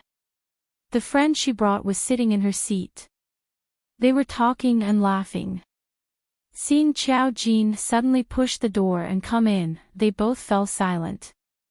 Qiao Jin didn't say anything to them. She went back to the dormitory to get her things and change her clothes. Tong Yingxin noticed that Qiao Jin didn't change her clothes at once. She stayed overnight in the Song family last night. Naturally, she didn't bring any clothes. Besides, it was the same for her to go back to school to change. Tong Yingxin suddenly said, "Qiao Jin, didn't you go home yesterday because you had something to do? Why didn't you change your clothes?" Qiao Jin paused and stood up. She just glanced at her and then looked back to find clothes. It seemed that there was no need to explain to Tong Yingxin. Tong Yingxin's smile froze at that time. The girl next to her looked at Qiao Jin. She smiled and said hello to Qiao Jin, "Hello." Qiao Jin also said softly, "Hello." She took a change of clothes and went into the bathroom. After going in, Tong Yingxin whispered in a tone that Qiao Jin couldn't hear, "Last night, she said that she had something to do at home and asked for leave. When she came back, she didn't change her clothes. Who would believe it? She also rolled her eyes. Tong Yingxin heard it when she went back to the dormitory yesterday when Zhongli Peining told her about the leave. The girl patted her palm to comfort her and shook her head. Don't talk nonsense. No matter what, Xiao Jin was the daughter of the Mu family. Tong Yingxin lowered her voice even more and said, I don't believe that she changed in just one semester. I don't even know where she went to do something like this. Last semester, she was still frequenting bars. How did she become an otherworldly goddess this semester? Only a bunch of fools in school believe her. Bang. Suddenly, the bathroom door was pushed open. Xiao Jin changed his clothes and walked out. Tong Yingxin was shocked and immediately shut her mouth. Xiao Jin looked at himself in the mirror for a few seconds. After confirming that there was nothing to tidy up, he turned around and said, You can ask me directly if you have any questions. If you don't ask me, how do you know that I won't answer you? You don't have to talk behind my back. The bathroom isn't soundproof. I'm not deaf. I can hear you. Tong Yingxin, her face immediately turned red from suffocation. No matter what, speaking ill of someone behind their back was heard by the person involved. It was enough to make people feel disgusted. If Xiao Jin was a nobody, Tong Yingxin wouldn't care. But Xiao Jin was the daughter of the Mu family. Tong Yingxin was still very afraid of the Mu family. At this moment, when Tong Yingxin looked into Xiao Jin's clear and bright eyes, she only felt the pressure suddenly increase, and she couldn't even raise her head. Her friend Xing Jiaobai immediately said, She can't speak. She's just thinking nonsense. We apologize to you. Whether you're thinking nonsense or not, you're already 20 years old. Xiao Jin only smiled faintly. You're already an adult. You should think before you speak. In any case, you're still studying in Yanhui University. This will only make me wonder how you got into Yanhui University in the first place. Yanhui University also depended on results. To be able to spend money directly, one had to be rich and powerful. These two people were studying in Yanhui University, which meant that their studies weren't bad. These words were said to coax 3-year-old children. Their faces instantly turned green. It was a sight to behold. Xiao Jin took her phone and books and left the dormitory. After she left, Tong Yingxin couldn't hold it in anymore. Why is she so arrogant? Why is she so arrogant? She's just relying on the Mu family. She's just an adopted daughter of the Mu family. Chapter 594. Xing Jiaobai immediately covered her mouth, as if she was a little frightened. Shoo. What if she hasn't gone far? Don't talk nonsense. Tong Yingxin felt very aggrieved. She was so angry that her eyes turned red. It's not like you don't know that the rumors about her last semester were not groundless. Everyone was spreading them. How did it become my fault alone? Xing Jiaobai said, Even if you think so, you shouldn't say that. At least wait until she leaves. You were caught by her in front of us.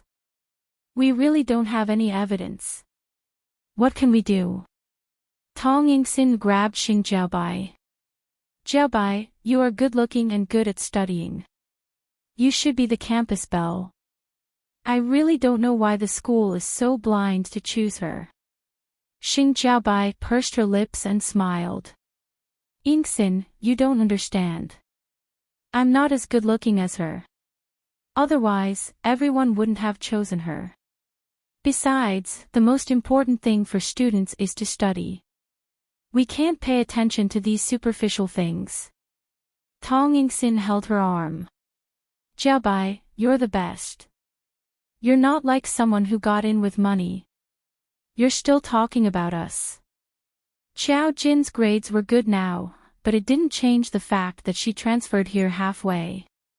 If the Mu family didn't bribe her, would the school let her in? Xing Jiaobai pursed her lips and didn't speak. Xiao Jin finished her classes at school. After school in the afternoon, she was picked up by Ah Fei to the Song family. Of course, she had to rush back before the dormitory closed. Song Yanqing's mother came back. She was going to pick up Xiao Jin, but she couldn't leave at the last minute. Halfway through, she received a call from Xiao Fei. Xiao Fei was a little worried. Jin, I don't know if I should tell you something, but I can't find anyone to talk to. Xiao Jin said gently, what's wrong? Xiao Fei said, I think there's something wrong with your brother recently. He seems to have some conflict with Xiao Wan. I heard from your father that Ho Wan went abroad to look for your brother, but he didn't see her. I asked your brother, but he didn't say anything. He only said that he broke up with Ho Wan. Why did they break up so suddenly? I asked your brother, and he only said that we had different philosophies. He didn't tell me which philosophies were different, and I was too embarrassed to ask. Lil Wan just called me to ask when Chi will be back next. I think Lil Wan is quite reluctant to see him go. Is your brother? So it was because of Mu Qiji and Ho Wan. Xiao Jin could not be bothered to intervene in other people's affairs. Relationships between family members developed naturally. After thinking for a while, she said, since Qiji wants to break up, he must have his own considerations. We don't need to interfere. Fei Fei, just pretend that you don't know. As for Ho Wan, just say that you don't know either. Xiao Fei was a little hesitant. That's not very good. I think Lil Wan is a good person. I'm just afraid that if she comes to the house, I won't be able to pretend that I don't see her. Xiao Jin only said, Ho Wan doesn't necessarily like Big Brother because she wants to get him back. The last time she saw Ho Wan, she did not think that this woman liked Mu Qiji. Instead, it seemed like she was just dealing with him. Mu Qiji suddenly wanted to break up probably because he saw something. The two family situations were different. Perhaps the Ho family was pressuring Ho Wan. After all, Mu Qiji was already a 1 in 1,000 talent. There were not many people better than him. Xiao Fei said, is that so? She muttered, I'll ask your uncle Zhenming to find out what's going on. Xiao Jin said, okay, you can tell me if there's anything.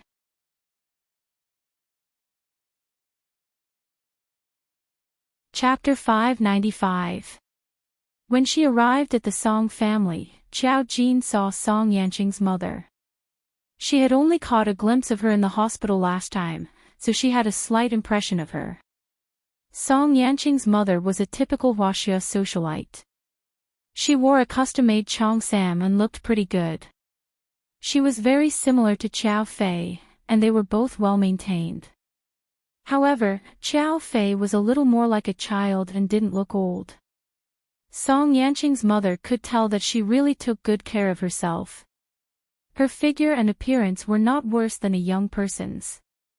After all, she was raised in a big family. Song Suyu had been by her side for many years and was very similar to her mother. When Xiao Jin entered, Song Shuiyin said to her wife, Qin Yuan, who was sitting next to her, this is Xiao Jin. Song Yanqing saw Xiao Jin come in and turned to wave at her with a smile. Xiao Jin, sit here. Qin Yuan's eyes lit up when she saw Xiao Jin. When she was abroad, she had heard about Xiao Jin.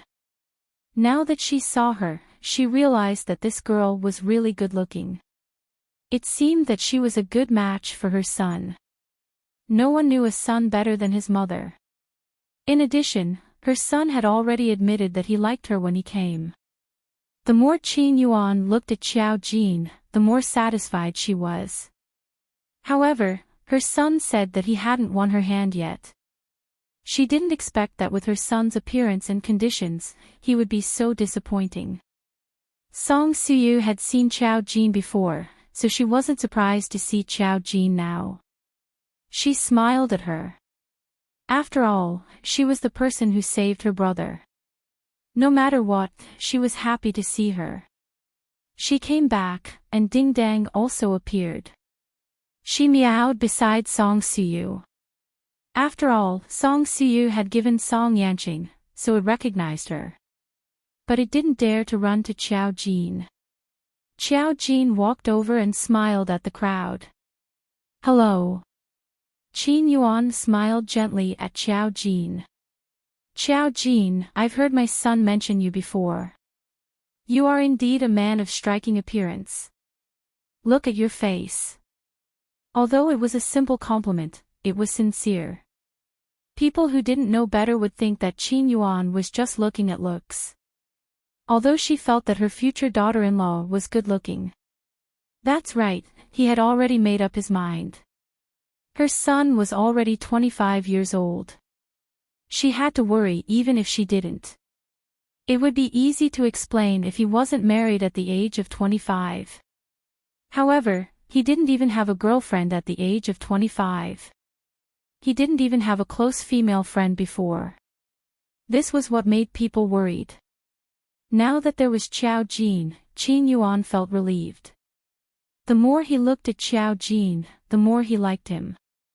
Song Siyu teased, Mom, are you so exaggerated when you praise someone? Miss Qiao is really capable. The fact that Qiao Jin had saved Song Yanqing wasn't a secret in front of them. Thinking of this, Qin Yuan said sincerely, Qiao Jin, I must thank you properly for saving Yanqing. Qiao Jin said, You're welcome. It was nothing.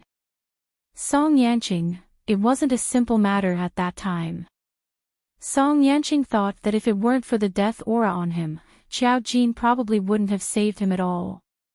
He looked at Qiao Jin's natural and straightforward manner and couldn't help but want to laugh. To our Yanqing, you saved his life. Qin Yuan wiped the corners of her eyes and thought of the joy she felt when she woke up after fainting. She said, Our Song family really doesn't know how to repay you for saving our lives. Why don't we let Yanqing repay you with his body? Song Suyu, Song Meiyin, and Song Yanqing, wasn't this a little too straightforward? Chapter 596. However, Qiao Jin was very upright. Mrs. Song, Song Yanqing has already paid me, so I didn't save you for nothing. It's just that you don't understand. Qin Yuan blinked. Ha! Oh. Why was her son so self-aware? On one hand, Song Yanqing was glad that she didn't care about this. On the other hand, he couldn't help but sigh that she couldn't even understand such an obvious hint. However, if she could tell that Qiao Jin didn't mean that, the situation would probably be even more awkward. He was deep in thought. He didn't know when Qiao Jin would realize that there were feelings in this world. Song Shirin said, Qiao Jin has to go back to school later, so let's eat first. Qin Yuan was speechless. The atmosphere gradually warmed up. During the meal, the Song family and Qiao Jin had a good time. After it was over, Song Yanqing sent Qiao Jin back to school. Of course, she also gained something. She added everyone in the Song family on WeChat. Song Suyu immediately checked her WeChat moments and found that Qiao Jin hadn't posted a single post. He couldn't help but feel suffocated. He really couldn't do anything about it. He couldn't provide any reference advice for his brother. When Song Yanqing came back, he saw Song Shirin on a video call with his second uncle, whom he hadn't seen in a long time. Song Shirin and Qin Yuan were talking to him. When Song Yanqing came back, Song Shirin called out, Yanqing. Song Yanqing heard his second uncle coughing violently. He frowned and said, Second uncle hasn't recovered yet. Song Yanqing's second uncle had been in poor health since he was young. He had been recuperating overseas and rarely came back. He didn't worry about anything. Basically, even Song Yanqing rarely saw him. He would only make a trip back during the festive season. Song Shireen glanced at Song Yanqing. Song Yanqing heard his second uncle's weak voice in the video call. "I'm fine. I haven't been coughing much lately. Yanqing, how have you been?" It was as if two sick people were consoling each other. Song Yanqing said gently, "Second uncle, I'm fine. How have you been?" His second uncle's voice didn't appear in the video. Instead, there was only a corgi lying on its stomach with its back facing the camera. His second uncle only showed one hand, holding a cat teaser to tease the corgi. Corgi squinted at the person next to the video. It looked like he didn't want to talk to him. Every time Song Yanqing and second uncle talked to each other, Song Shireen and Qin Yuan would remain silent. After hanging up the video call, Qin Yuan said, "Yanqing, we have a secret that we haven't told you all these years." Song Yanqing looked at his mother and frowned. "What secret?" Qin Yuan glanced at Song Meiyin. Song Meiyin cleared her throat. "Actually, your second uncle's body is fine." Song Yanqing didn't know what to say. Song Meiyin seemed to feel sorry for her son. "Your second uncle didn't want to take care of family matters, so he found an excuse to stay overseas. That's why I asked you to learn more things all these years. He was indeed in poor health when he was young, but he recovered naturally when he grew up. I just didn't know how to tell you." They didn't know if their younger brother's conscience hurt when they saw him lie to his nephew every time, but they felt sorry for him. Qin Yuan sighed and said, "Don't blame your father. It's all your second uncle's fault." Song Yanqing didn't know what to say.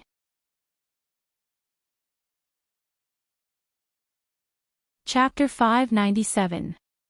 He felt as if his family had played a joke on him. For more than 20 years, he had always thought that his second uncle was physically weak. That was why he couldn't take over the family's affairs and had always been abroad. When he came back during festivals, he could always see his second uncle's pale face and coughing from time to time. This impression had been deeply ingrained in him. Now, they were telling him that it was all a disguise. Song Shireen said, "You were physically weak before. I was afraid that you wouldn't be able to bear the news." Song Yanqing sighed slightly. "In the past, it was because of my body, not my mind." In other words, his heart wasn't that weak. Now, they were telling him that his second uncle had always been like this. That was the biggest mistake. He rubbed his temples. "Forget it. I'm a bit tired.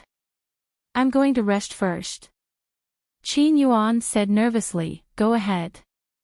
Take care of yourself." After Song Yanqing left, Qin Yuan said, "I told you that you should have told him earlier. Look, you've kept it a secret for more than 20 years. How can your brother be so shameless?" Song Shireen said, "You can scold him if you want to. Her brother just didn't want to take care of the family's affairs." It was indeed tiring to be the heir of the Song family. Her second brother was naturally lazy and didn't want to take care of it at all. When he saw that Song Yanqing was born, he found an excuse to go abroad. For so many years, he had been a wandering artist outside. His conscience didn't hurt at all when he lied to his nephew. After Qiao Jin met Song Yanqing's parents, other than going home on weekends, Song Yanqing's mother would occasionally send someone to invite her to dinner. She would go if she was free. If she wasn't, she would decline a few times. Qiao Fei didn't care much about her recently. She was really worried about Mu Qiji. She happened to hear that Mu Qiji was coming back this week. She was waiting for him to come back and ask him about his relationship with Ho Wan. At the same time, Qiao Jin's school also announced that Fredland would come to the school to promote and give a speech at the school's celebration. When the news came out, the students were very excited.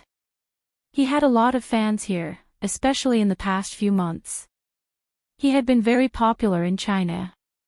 Xiao Jin had received several news about him coming to China through her phone. This time, it was confirmed. However, she had no interest in this person. When the time came, she would be Song Yanqing's focus. If she came to school, she would be able to find out what was so fishy about him. Today, Xiao Jin was taken out by Musichu. When he came to find her, he only said one sentence: "Big brother is in the hospital." Xiao Jin raised his eyebrows. Didn't Qi Ji come back today? What happened? Musichu sighed. I don't know. I heard that it has something to do with Ho Wan.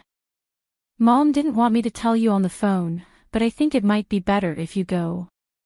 Xiao Jin thought for a moment. Mu Qiji's fate line didn't indicate that something would happen because of a woman. Could it be that something had changed? She said, Qi Ji was beaten up. Musichu glanced at her and couldn't help but laugh. No, Big Brother has bodyguards. How could it be? But Big Brother's bodyguards beat someone up. I don't know the details. I heard that it has something to do with Ho Wan. Let's go to the hospital first. Xiao Jin suddenly understood. This kind of thing didn't happen to Mu Qiji. No wonder. She followed Musichu to take a look.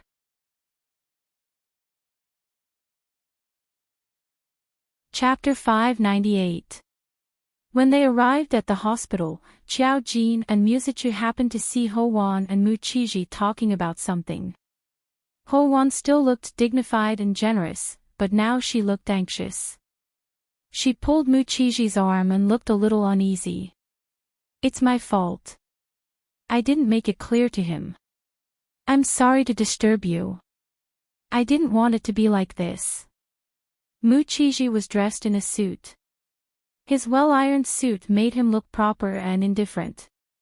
He didn't turn around until two figures appeared in the corner of his eyes. He frowned slightly and said, Why are you here? Shouldn't you be in school? Musichu said, Brother, we thought something happened to you. What he meant was that he was worried about Mu Qiji. Mu Qiji was fine when he saw Musichu, but when he saw Xiao Jin also came, although he looked calm, he seemed to be a little puzzled. He was probably wondering about this matter. Mu Qiji's expression eased a little. I'm fine. I'm not the one who had an accident. Ho Wan looked a little embarrassed when she saw Musichu and Xiao Jin. She put some distance between herself and Mu Qiji. Qiji, I'm not pleading for him. It's just that he's too extreme and impulsive. I'm really sorry. Musichu stepped forward and asked, Brother, what happened? He looked at Ho Wan with a cold gaze. Sister Ho Wan, do you know what happened? Musichu could also see that Ho Wan didn't like Mu Qiji, so he couldn't understand why Ho Wan didn't like his brother but still stayed with him. When he heard that Ho Wan was involved in the accident, he was a little dissatisfied. Ho Wan saw Musichu's expression and guessed what he was thinking. She immediately showed an apologetic look. It's me, Mu Qiji said, it has nothing to do with her. Ho Wan looked at Mu Qiji with a complicated gaze. In the end, she sighed. If he could accept it, they might be able to become a good couple. In the direction where Mu Qiji was standing, Xiao Jin glanced into the ward. There was only one person lying on the bed inside. He was probably trying to eavesdrop on the situation outside. His body was under the blanket, and his head was facing them.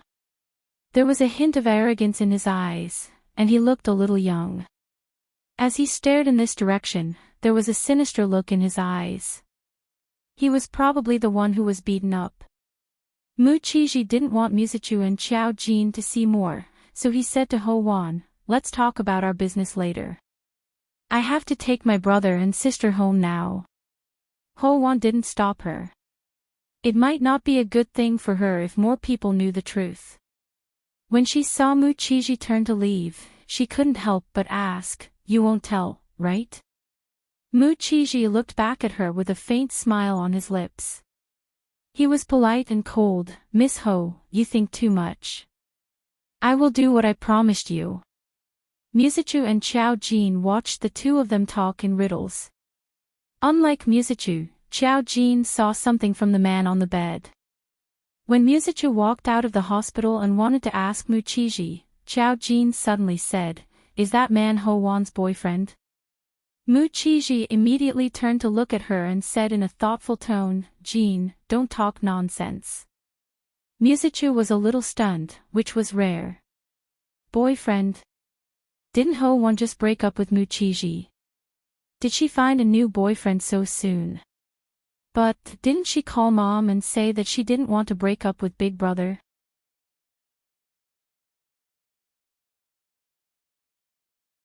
Chapter 599. Xiao Jin said, "He has a marriage connection with Ho Wan, so I know that he's Ho Wan's boyfriend." Muchiji, Musichu, not to mention the fact that he sounded like a scammer, it didn't sound good at all. Musichu's face darkened. "Brother, Ho Wan cheated on you. Is that why you don't want to be with her?" No wonder Big Brother was the one who broke up first. Any man wouldn't be able to take it if this happened to him. Muchiji sighed and said, "I promised her that I wouldn't say anything. It's not because she cheated on me. It was just that it was hard for ordinary people to understand." Musichu said, "If you don't want to say it, then forget it." He knew that Big Brother had promised someone else. Since there was such an agreement, he wouldn't ask anymore. Of course, if it were Musilian, he would definitely pester him to get to the bottom of it. If there was gossip that he didn't know, it would be worse than digging his heart out. When they reached home, Xiao Fei saw the three of them. Seeing Muchiji as the leader, she heaved a sigh of relief and rushed up to take a look. "Are you okay?" Muchiji revealed a rare gentle smile. "Mom, I'm fine. Didn't I say that I wasn't the one who got hurt?" Xiao Fei said, "You didn't tell me much over the phone." "How would I know? You just didn't want me to go." She only knew that Xiao Fei was scared half to death when she called to say that he was at the hospital. Then, Ho Wan called to apologize and said that something happened because of her. Xiao Fei was confused and didn't know what was going on. She greeted the other two children and pulled Muchiji to the sofa to sit down. She couldn't help but ask, "What happened?" Upon hearing her question, Musichu and Xiao Jin stayed in the living room. Mu Xiangshan, who was somewhere, also came over. When he saw Muchiji, he asked, "You're back?" Muchiji nodded at Mu Xiangshan. "Grandpa." Mu Xiangshan replied with a grunt. Muchiji then looked at Xiao Fei and frowned slightly. "Mom, I promised Ho Wan that I wouldn't tell anyone. All you need to know is that I'm not the one who got hurt." "Humph." As soon as he finished speaking, Mu Xiangshan snorted and said, "Why are you still hiding it for her? Isn't it just having a mistress outside? You even call it true love. That's why you didn't agree to it back then, right? Is he a normal person?" Everyone, even Xiao Jin, raised his eyebrows, feeling that he had learned something new. In the past, such things were common, but she didn't have much contact with them. In modern society, monogamy was also common, so such things were rare. Muchiji sighed. "Grandpa, how did you know?" "Mu Xiangshan, do you really think that I don't have any information network after returning to China? It's not like this is a big secret." Xiao Fei was dumbfounded. Xiao Wan, because she was too shocked, she didn't know what to say. Mu Xiangshan, the whole family is in a hurry because they want someone to take over her. In her situation, who would let their son marry her? Wouldn't that be marrying several green hats? Today, I still have to settle the score with the whole family. It's really rare for outsiders to come and find trouble with my grandson. Ho Wan can't even control her own people. How can she have the nerve to ask you to keep this matter a secret? Mu Qizhi was silent for a moment. In the end, under Qiao Fei's continuous questioning and the attention of the two people who were quietly watching the show, he explained the whole story.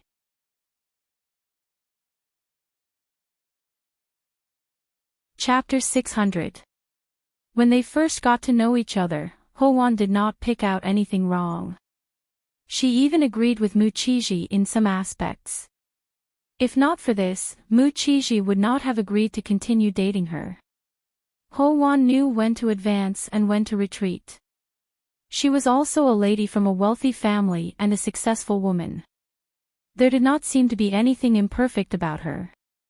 Mu Qizhi had indeed considered this when he dated her. His family also liked her. After interacting with each other for a period of time, Ho-won was rather direct. She directly revealed to Mu Qizhi a matter that would be inconceivable to normal people. Ho-won had a few lovers. These lovers knew about each other. However, because of Mu Qizhi's identity, they could not help Ho-won in her career. The whole family would not agree. Ho-won thought that she had true love with these people. She also liked Mu Qizhi, so she directly told Mu Qizhi about this, hoping that Mu Qizhi would agree. This was something that no normal person would agree to. She meant to marry Mu Qizhi, but she would not break off her relationship with those people. Mu Qizhi briefly mentioned what he should do if he met his true love in the future. Ho-won said that as long as he did not bring it to her, she could accept it. Mu Qizhi could not accept such a magical concept, so he did not hesitate to break up with Ho-won.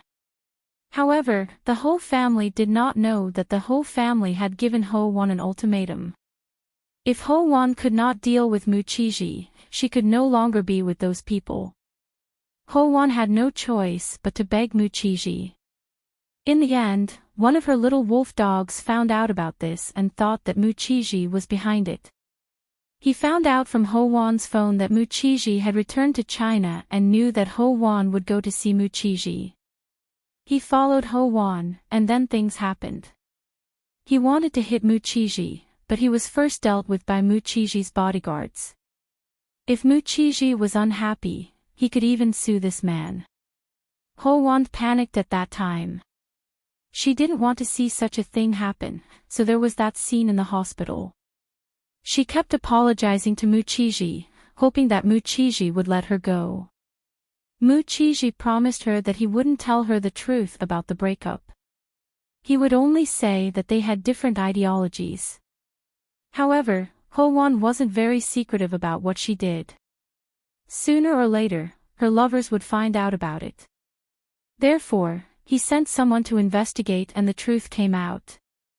Now, with Mu Qizhi's explanation, all the information made sense.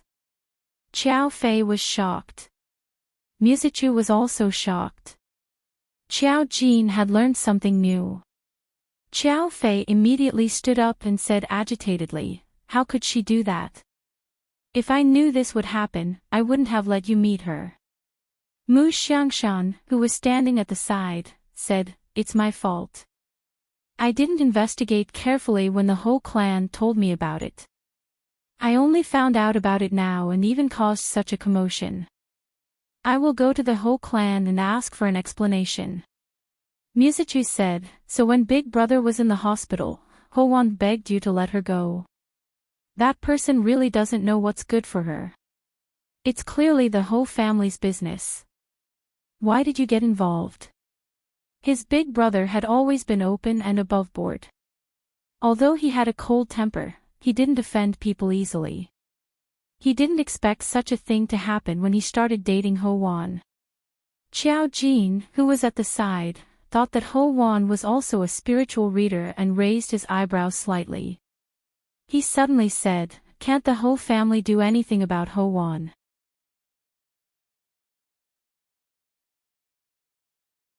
Chapter 601. If the whole family could control it, it wouldn't be like this. Mu Xiangshan was the one who spoke. Moreover, they probably think that this is normal. Nowadays, many rich families had mistresses outside and had illegitimate children. No one found it strange. It was just that Ho Wan's thinking was too advanced and hard to accept.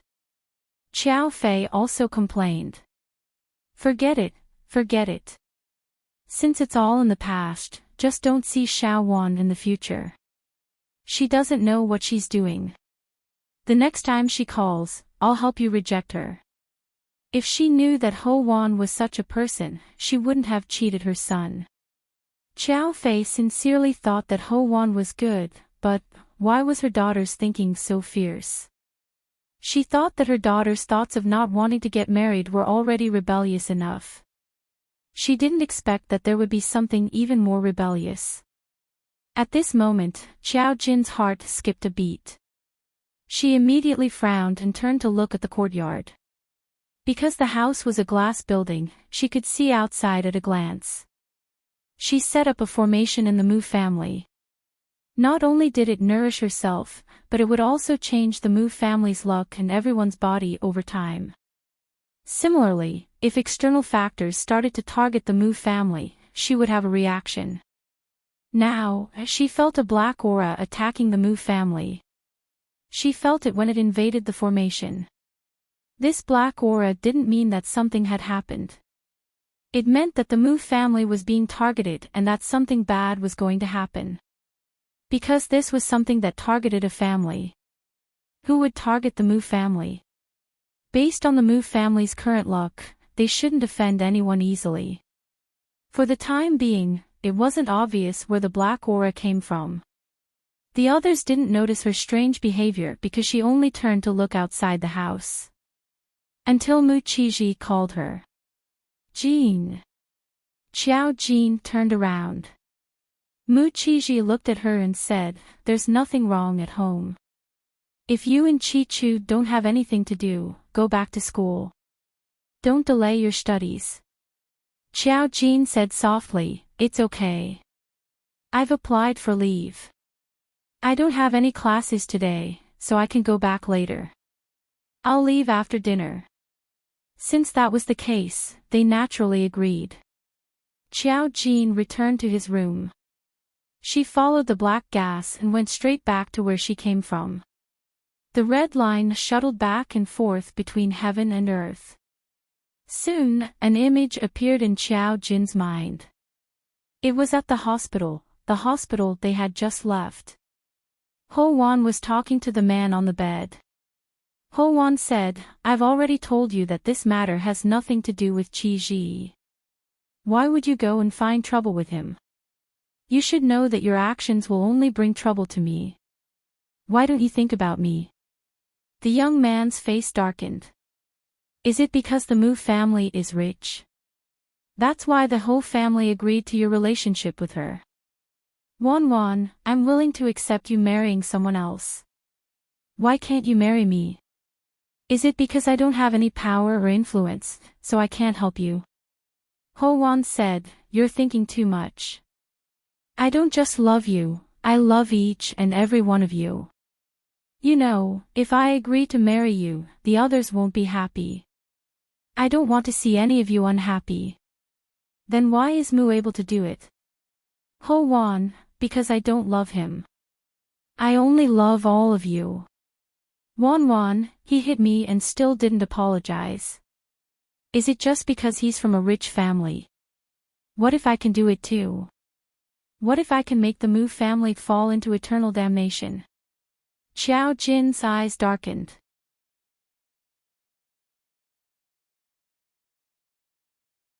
Chapter 602. The next scene was Ho Wan's voice reprimanding the man. However, seeing the gloominess in his eyes and the sudden black aura in the Mu family, Xiao Jin knew that he was not joking. But at the same time, he also offended Xiao Jin. She could not understand this person's concept. He was the one who caused trouble. He wanted to fight but was taught a lesson by Mu Qiji's bodyguards. This was normal behavior. Now he felt that he was wronged. She sneered. Soon, Xiao Fei came to call her for dinner. He asked her to go back to school with Musichu after dinner so that her studies would not be delayed. Xiao Jin did not specifically mention Ho Wan's matter. There was a formation in the house. If there was anything, she would know immediately and rush back. But before she left, she set up a formation on Muchiji and the other members of the Mu family. If there was anything, she would know immediately. Even if there was danger, she would be able to save them in time. After returning to school, Qiao Jin said to Musichu, "Chichu, be careful." Musichu immediately looked at her and said in a probing tone, "Is there something wrong?" Qiao Jin nodded but did not elaborate. Things that had not happened yet, no matter what she said, it was hard to say. That night, when Tong Yingxin returned to the dormitory, she didn't like Qiao Jin no matter how she looked at her because of what happened during the day. However, she couldn't do anything to her. She could only glance at Qiao Jin from time to time to express her dissatisfaction. Even the other good student in the dormitory who did not care about worldly affairs could see it. When Tong Yingxin went to take a shower, Zhongli Peining whispered to Qiao Jin, "Is there something wrong with her? I found that she is always bullying you." Qiao Jin curled his lips. "I heard her talking bad about me in the afternoon." Zhongli Peining, she felt suffocated. She knew that Qiao Jin was a spiritual reader, and he was a prophecy type. No wonder Tong Yingxin and Qiao Jin didn't get along well since school started. In this dormitory, other than the two of them, the other one only knew how to study and was completely uninvolved. Even if they were not in the same department, they knew that this was the top student from the math department next door, Xue Jingyi. Usually in the dormitory, if he was not reading, he would do research and compile all kinds of academic information. In any case, it was the type that they could not understand. He was probably a genius among the top students. Usually, he didn't care about anything and wouldn't care. Tong Yingxin couldn't win her over, and Zhongli Peining was with Qiao Jin, so the dormitory was divided into 3 groups. Tong Yingxin couldn't do anything to these people, so she could only run to other dormitories. She couldn't help but whisper, "Is she crazy?" Qiao Jin couldn't help but chuckle. She thought so too. Qiao Jin didn't even provoke Tong Yingxin, but Tong Yingxin still spoke ill of Qiao Jin behind his back. If that wasn't crazy, then what was? But I know one thing. Zhongli Peining still found out a lot of things in school. Tong Yingxin and Xing Jiaobai have a good relationship. That Xing Jiaobai is also competing with you for the position of campus belle, but it's completely hopeless. She's ranked so far behind, but the two of you have similar temperaments. When the school was selecting, there were always people comparing you and Xing Jiaobai. You might not know, but maybe it's because of this that Tong Yingxin doesn't like you. In general, there's something wrong with her. Qiao Jin said, "She talked about me to Xing Jiaobai in the dormitory during the day." Zhongli Peining, amazing. Did she run into some legendary female Azura field?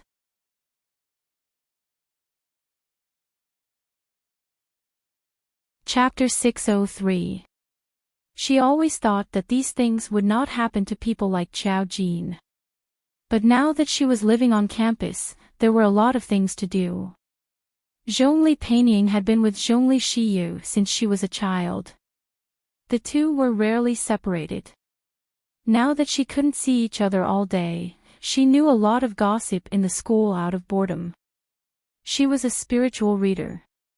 She had been burdened with responsibilities since she was a child, so she was not very interested in studying. However, since she could enter Yan Hui, she could handle the general study. Zhongli Peining still wanted to say something to Qiao Jin, but Tong Yingxin came out of the bathroom. Zhongli Peining stopped talking, turned to the bed, and sent a WeChat private message to Qiao Jin. "Sister of the Zhongli family, Qiao Jin, do you know about the Feng family?"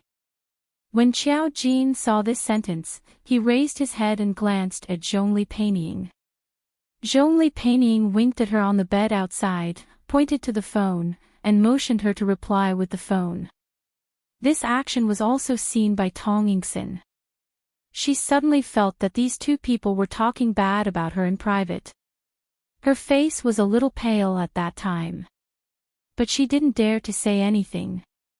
She could only endure the anger and go to bed.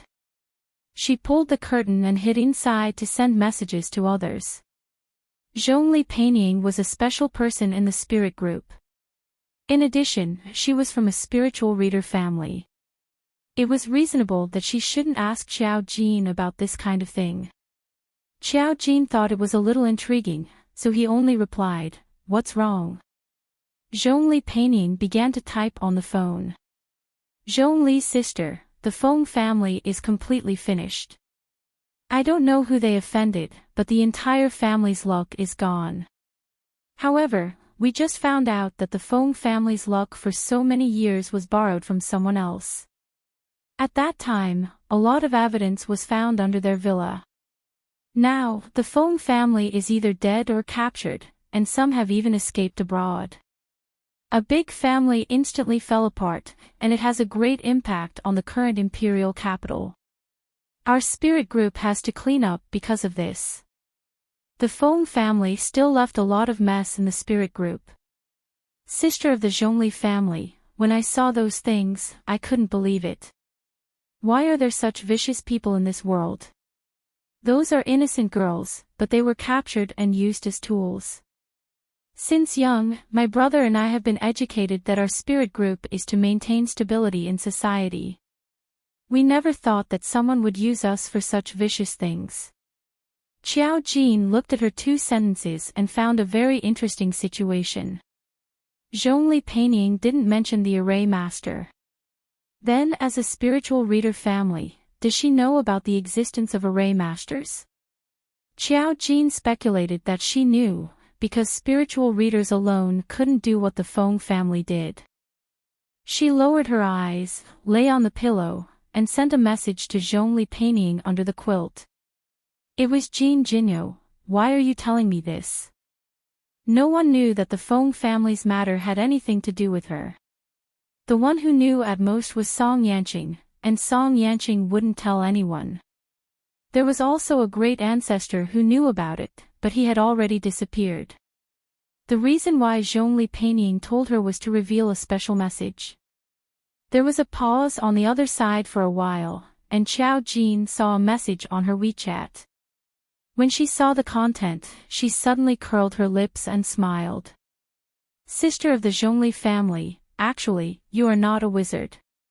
You are an array master, right? This suspicion finally came out. They should have known long ago.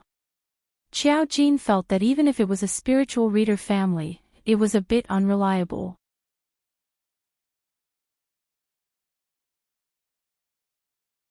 Chapter 604. Zhongli's younger sister, you should be one. Zhongli's younger sister, you don't just have the ability to foresee. We should have known that long ago. You can only be a formation master. But why couldn't she sense it back then? Her ability was rather special. That was, she could roughly sense the type and level of other spiritual readers. However, Xiao Jin looked ordinary, but Zhongli Peining felt that she was dangerous. Jin, yes. She directly admitted it. Since they asked, there was no point in not admitting it. Zhongli's younger sister, now I know why you didn't join the spirit group. But do you know that even if you're a formation master, the spirit group has a corresponding organization? It's just that formation masters are too rare. Zhongli's younger sister, until now, there are only about 20 formation masters in the country. Some of them are unwilling to join the spirit group and are scattered all over the country. You're the first new formation master I've seen in the capital. Because it's too rare, I didn't suspect that you're a formation master. In other words, there weren't many formation masters in the capital before her. Xiao Jin remembered that there was also Duan Nianru. In that case, the dozen or so formation masters in the He early family were basically all dead. Compared to China, where the population was so small and the He early family had suffered so many losses, there was still no news. They were really Ninja Turtles. In fact, Xiao Jin vaguely knew a little. If the person behind this was really his enemy, then he wouldn't have come to the capital at this time. He knew that Xiao Jin might have been resurrected. He could only hide. Xiao Jin was suffering from the backlash and couldn't take the initiative to look for him. At the same time, he couldn't find out where he was. After all, if she wanted to know a person's location, she needed to know some information. Right now, she didn't have any information about his enemy. Only Xiao Jin guessed that he was still alive. He wasn't stupid. He knew that if Xiao Jin wanted to look for him, he definitely wouldn't take the initiative to appear. The person behind the He early family was very likely Zhongli's younger sister. How did you awaken as a formation master? It was Jin Jinyo. You guys already knew about this question. It's meaningless. Zhongli's sister. Actually, I'm telling you this because I want to talk about the Feng family. Now, the spirit group is suspecting the array master. Even if the Feng family brought this upon themselves, they must have offended someone to end up like this. I just want to say that an array master with this ability is quite dangerous. It was Jin Jinyo. Are you suspecting me? Zhongli's younger sister. I know you're not. After a few minutes of silence, another message was sent. Zhongli's sister. I can tell that although you have a cold personality, you respect people very much. You wouldn't do such a thing. Moreover, she was too young. How could she have such a powerful ability? What a coincidence, little sister, this matter was really because of her. It was just that if the Feng family didn't take the initiative to provoke her, she might not have acted against the Feng family so quickly. There were some things that were destined by fate. It was Jin Jinyo. Go to sleep. Don't think too much. Good night. Zhongli Panying saw Xiao Jin's message and sighed slightly. They were now worried about the identity of the array master who attacked the Feng family. If it was a threat to society, who would be able to stop it?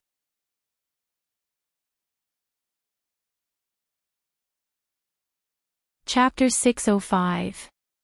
Xiao Jin was about to go to bed after saying goodnight, but she suddenly realized that she had been pulled into a group. Song Family Group, Second Uncle, ? Second Uncle, at its Jin Jinyo. Who is this? Your parents' illegitimate daughter.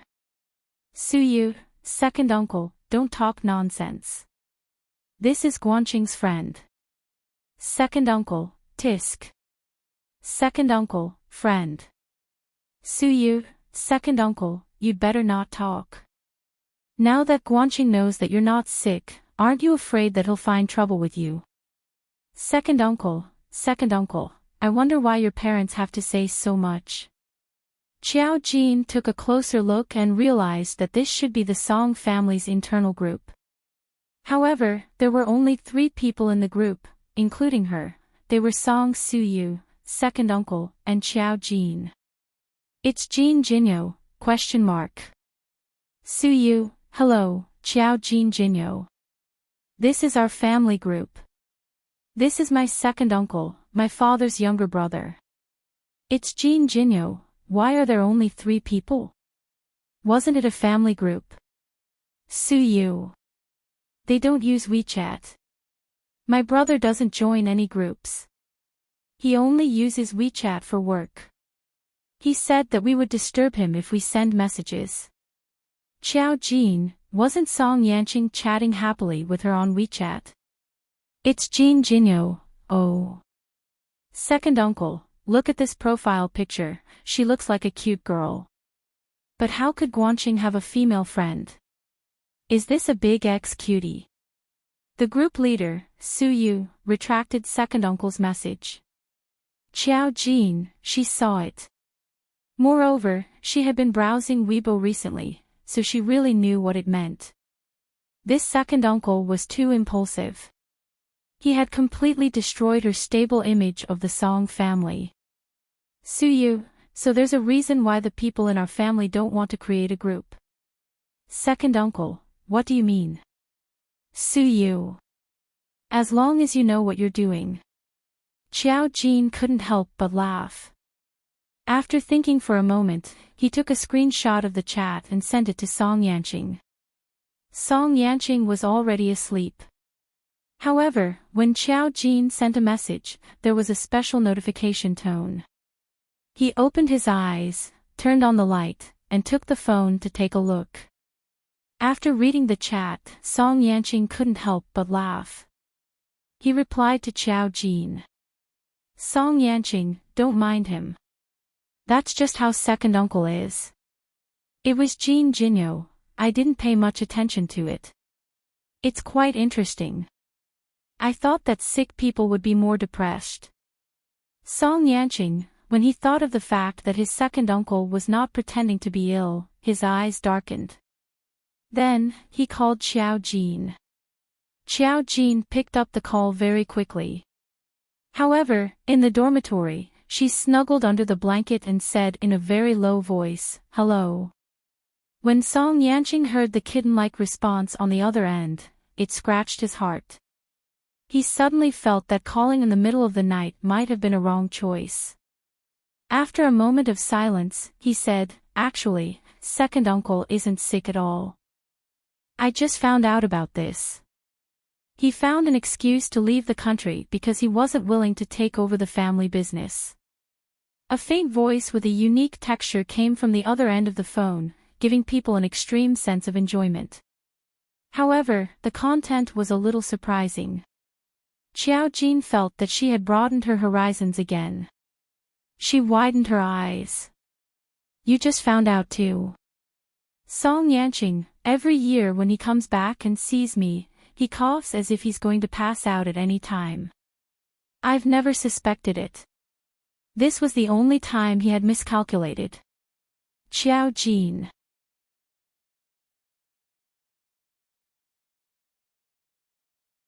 Chapter 606. Xiao Jin didn't expect Song Yanqing's second uncle to be so unreliable. He actually lied to Song Yanqing for more than 20 years. The key was that everyone in the family actually knew about it. She couldn't help but laugh. She felt that Song Yanqing's second uncle was quite interesting. She said, "Will you be angry?" "Angry?"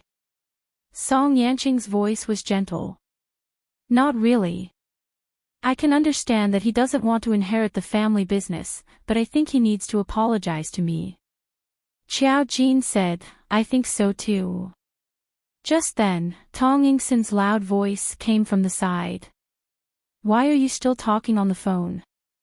If you don't rest, don't others need to rest as well?" Xiao Jin's eyes suddenly darkened. Even Song Yanqing heard her voice. He said, "Did I disturb you?" Xiao Jin said, "No." Her voice was already soft enough. Moreover, she was under the quilt. Zhongli Peining, who was in the next bed, could only hear some faint sounds. Tong Yingxin, on the other hand, felt that she was disturbing her. She was under the quilt, and the sound of the video call from time to time disturbed Zhongli Peining, but she didn't say anything. This time, even Zhongli Peining couldn't help but say, "Did I disturb you? Why don't I feel that I was disturbed?" Xiao Jin's voice is like a mosquito. Can you watch the video a little louder? Are you allowed to disturb others, but others can't disturb you? Tong Yingxin's face stiffened with anger. How did I disturb you? Xue Jingyi, who had always been silent, also said, "You're disturbing me even more when watching the video." Tong Yingxin, Zhongli Peining could not hold it in any longer and burst out laughing. Tong Yingxin's eyes turned red with anger. You're all against me, aren't you? Zhongli Peining rolled her eyes. She lay in bed and sent a message to her brother to complain. Xue Jingyi didn't say anything. Xiao Jin couldn't be bothered with her and said lazily, "Then I'll hang up first." Song Yanqing listened to her mewling like a kitten. His heart itched, but he still said, "Okay." After hanging up the phone, Xiao Jin saw Tong Yingxin jump out of bed in her pajamas and walk out crying. The three of you are all against me. I want to change rooms. Everyone, as soon as she went out, the door frame was slammed very loudly. Even the sound of scolding came from next door. Zhongli Peining couldn't help but ask, is there something wrong with her brain? They had only said a few words, but they were already targeting her. If they did anything else, wouldn't they be ganging up to beat her up? Xue Jingyi said, she's always been like this. It's not the first time. Zhongli Peining, why is Brainiac so quiet? Is he being forced? Xiao Jin snorted and said, don't worry about it. I'm going to sleep. She didn't care about how Tong Yingxin was going to stir up trouble. She wasn't in the mood to care about the thoughts of a college girl. She could do whatever she wanted, but she could only teach her a lesson. Unexpectedly, after a while, Tong Yingxin really came over with the dormitory manager. However, the dormitory was already very quiet. The moment the dormitory manager came in, she asked, you guys quarreled with Tong Yingxin. She said that the three of you are all against her. Xue Jingyi said softly, we didn't. She was the one who complained that Xiao Jin's calls were noisy. We said that she was watching videos too loudly, so she said that we were against her. She was a smart student. She was clear and logical. She explained the matter clearly in one sentence. The dormitory manager paused.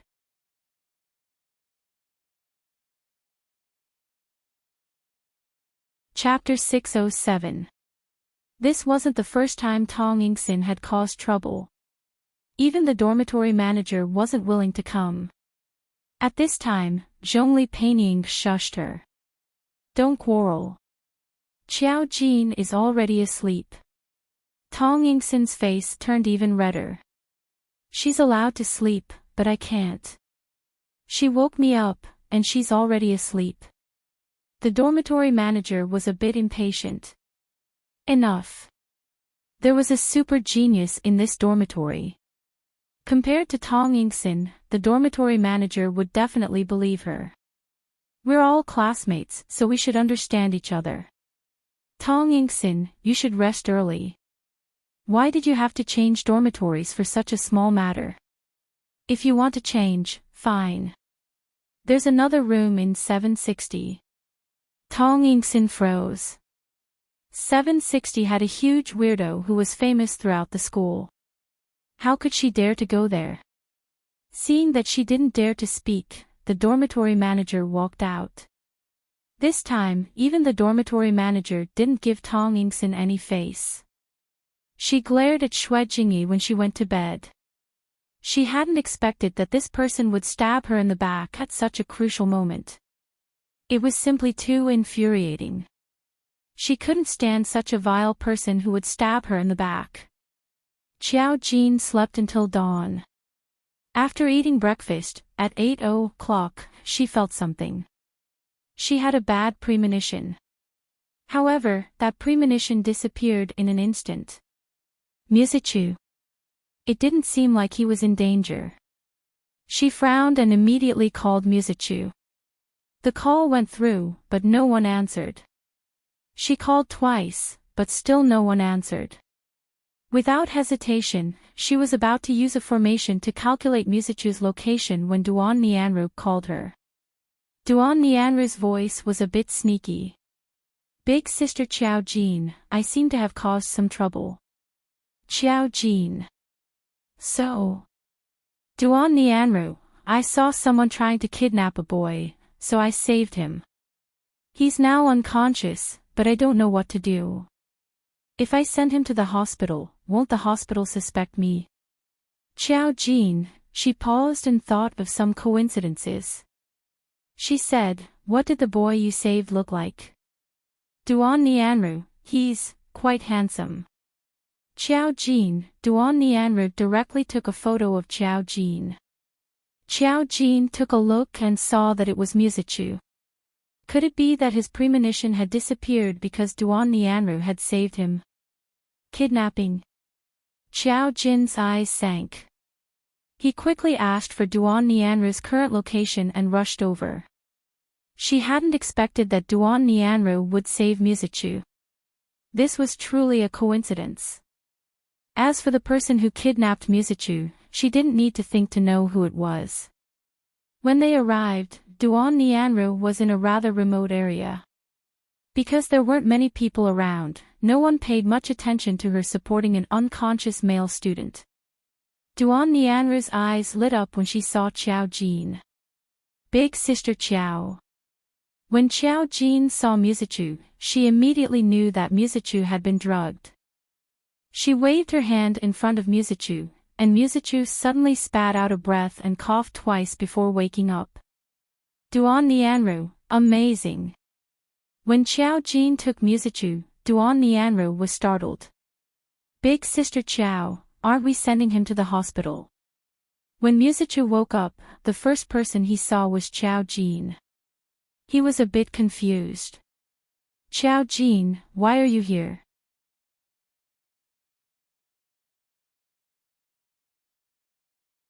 Chapter 608. Duan Nianru was shocked. Big Sister Xiao, so you know him? Xiao Jin nodded. He's my family. Then, she directly asked Mizuchu, were you kidnapped? Mizuchu lowered his head and looked like he couldn't remember. He seemed to have a headache. After a long while, he said, I came out to get a document from the professor's house. I was kidnapped as soon as I got out of the car in the professor's neighborhood. A young master like him wouldn't bring any bodyguards to school. After all, who would have thought that he would be kidnapped? Especially under the foot of the imperial capital. He had inhaled the drug, and his body felt uncomfortable. Xiao Jin said, let's return to the school's infirmary first. Mizuchu just looked at her and didn't panic too much. Do you know who did it? Xiao Jin nodded. It's Ho Wan's boyfriend.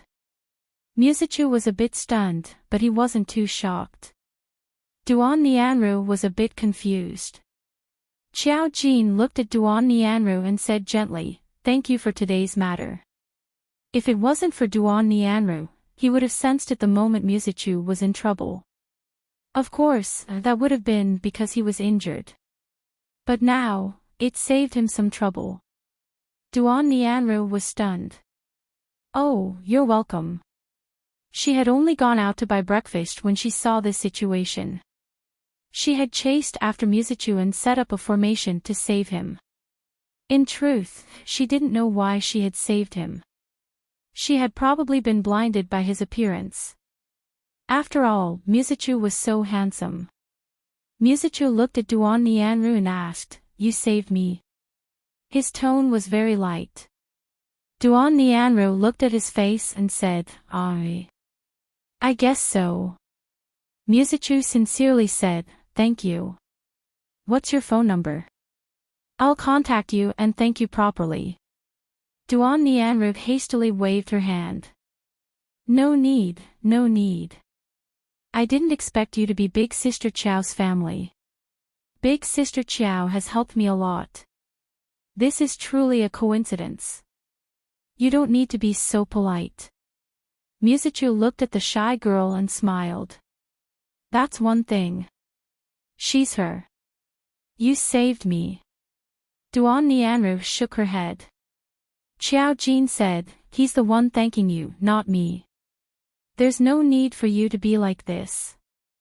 Duan Nianru glanced at Mizuchu and then at Xiao Jin before nodding and giving her number to Mizuchu. She asked curiously, are you going to call the police? After asking, she felt that her words were a little funny. If Xiao Jin needed to call the police, this matter would be more troublesome for her.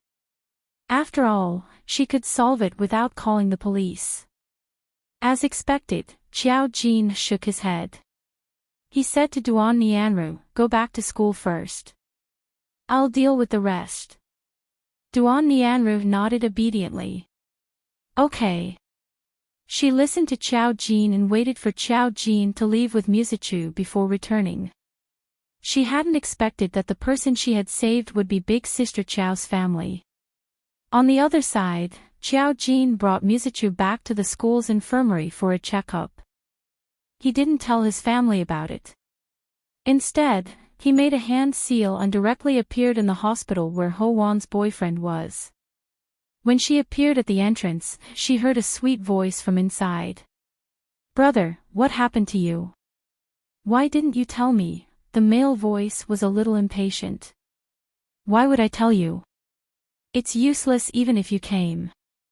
You only know how to cry all day." The female voice fell silent.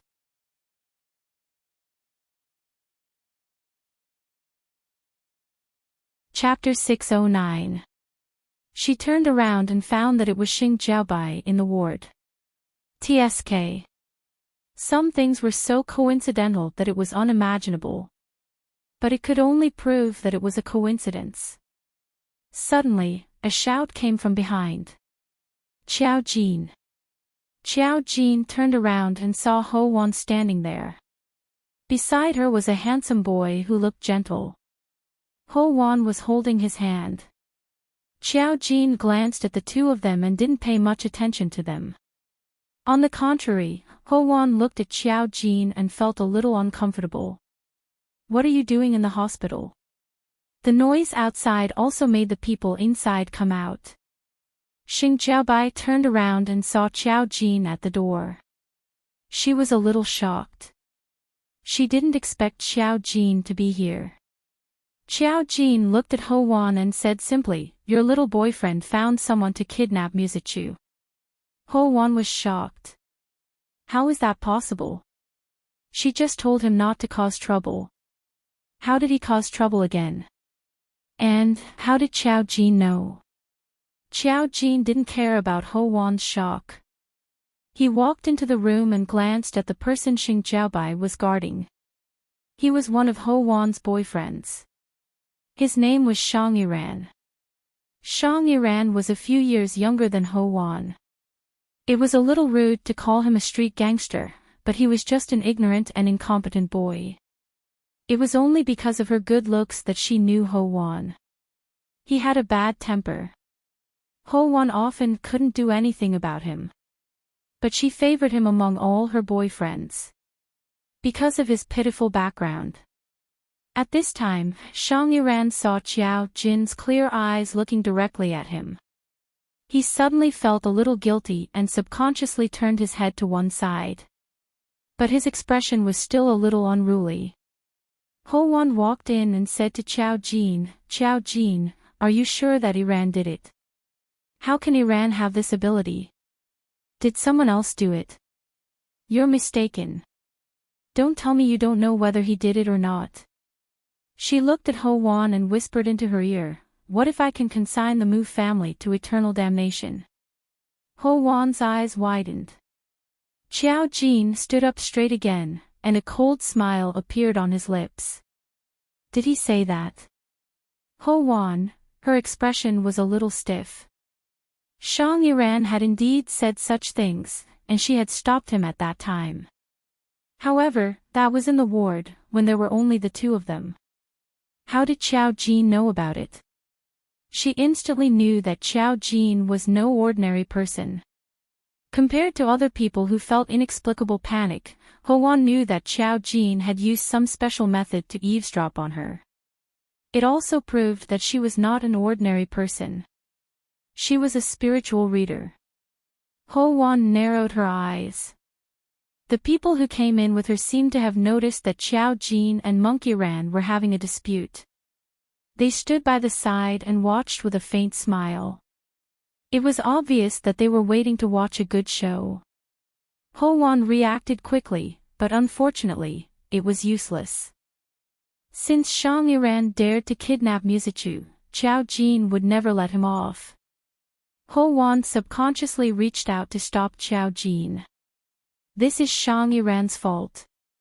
In that case, we shouldn't use ordinary methods to solve it.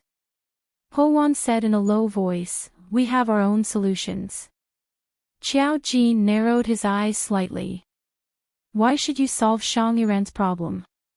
Since he dared to do it, why shouldn't he bear the corresponding price? Shang Yiran heard it and turned his head. Yes, I did it. What do you want?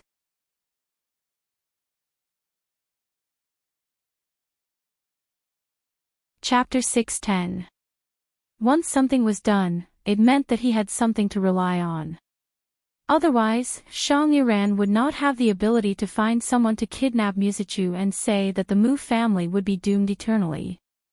Qiao Jin only looked at him, a trace of coldness in his eyes. Even his tone was extremely cold. What I hate the most now is for someone to touch the Mu family. If they offended her, she might take things slowly for the sake of karma. But if they offended the Mu family, the meaning was different. The Mu family was just an ordinary person. In certain situations, they were actually powerless to retaliate.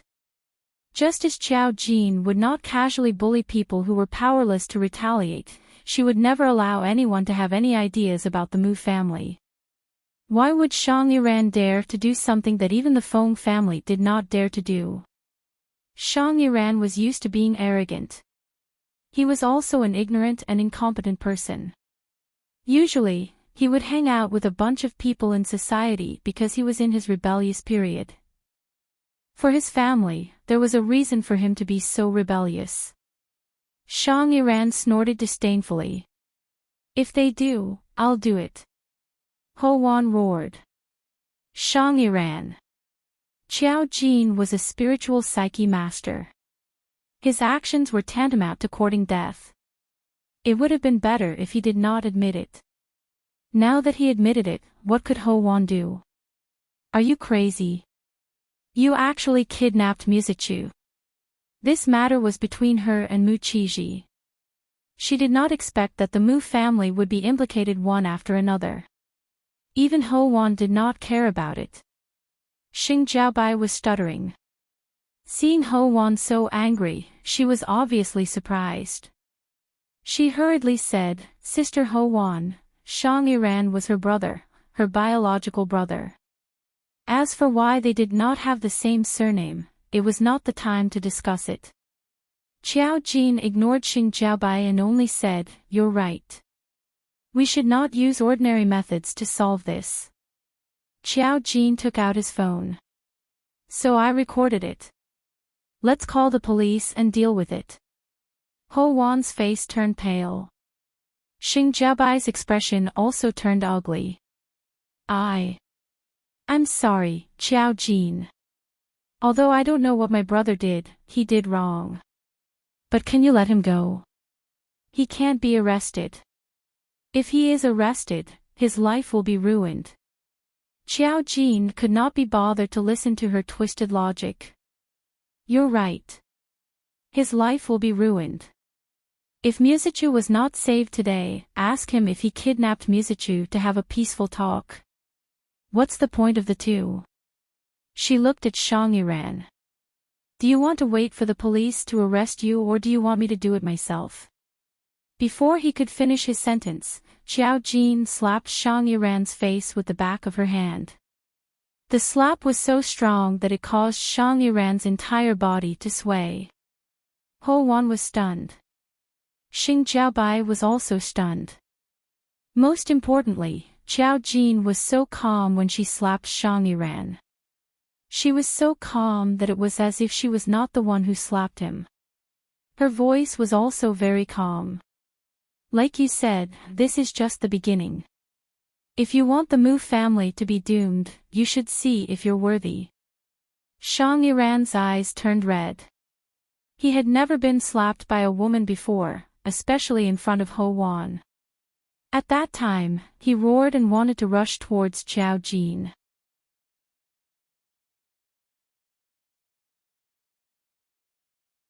Chapter 611. Qiao Jin dodged it easily. In that instant, she felt a slight pressure. It was so small that it did not affect her at all. It only proved that someone had attacked her. She dodged Shang Yiran's attack and slapped him back. He had been hit in the leg by Mu Qiji's bodyguard and could not move freely.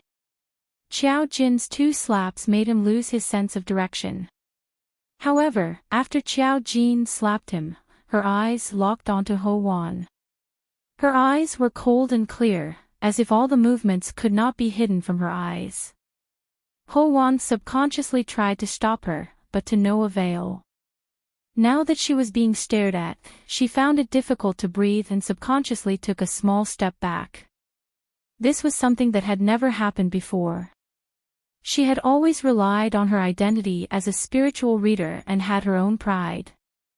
However, in front of Qiao Jin, she felt insignificant. It was especially obvious at this moment. Shang Yiran was still yelling. He had lost all his face, but there was nothing he could do. In the room in front of him, no one stepped forward to help him. He was slapped twice by a woman, and even Ho Wan didn't stop her.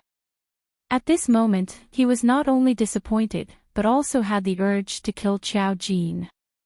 His eyes were bloodshot. He must kill the Mu family.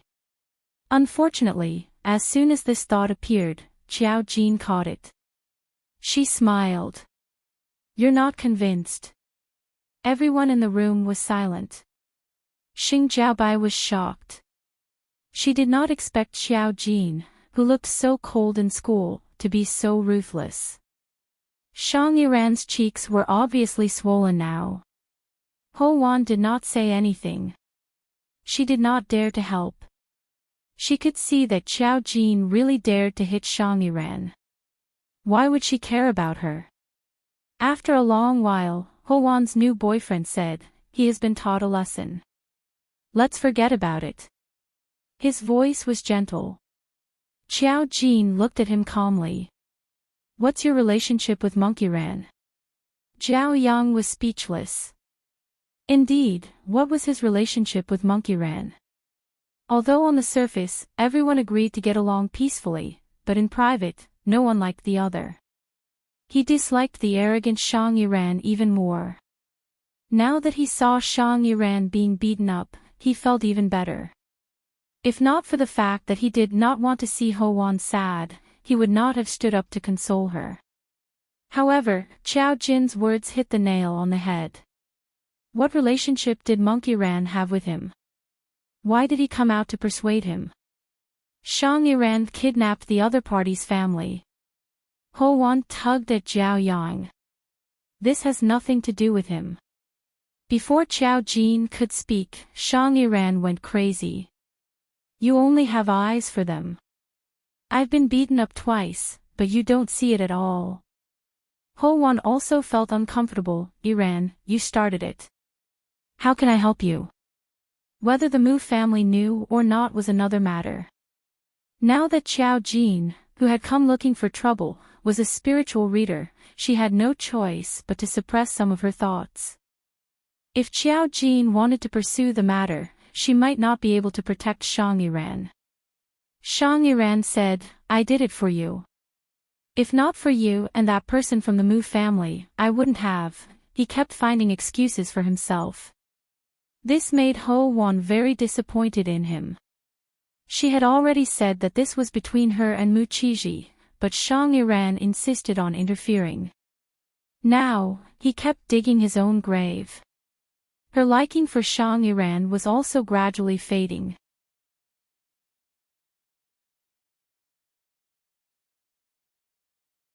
Chapter 6:12. While the people in the room were still arguing, a person suddenly walked in. He was wearing a black coat and had an imposing aura. Qiao Jin looked up and was slightly surprised. It was Ji Sikai. A person who was thousands of miles away. Unexpectedly, Xing Jiaobai looked a little scared when she saw Ji Sikai. She called out timidly, "Brother." Qiao Jin, oh, so this was their relationship. Shang Yiran's backer was actually the Ji family. Ji Sikai did not look at Xing Jiaobai or anyone else in the room. He only looked at Qiao Jin. When he saw Qiao Jin, he did not seem surprised. His cold gaze shifted to Shang Yiran. Shang Yiran. Shang Yiran, who was still arrogant just a moment ago, shrank back. His body was extremely stiff as he sat on the bed. He looked away, not daring to look directly at him. Xing Jiabai felt that the atmosphere was not good. She stepped forward and said, "Brother, get lost." The cold words scared Xing Jiabai so much that she shrank to the side. She did not dare to speak again. Qiao Jin looked at Ji Sikai. "This is your brother."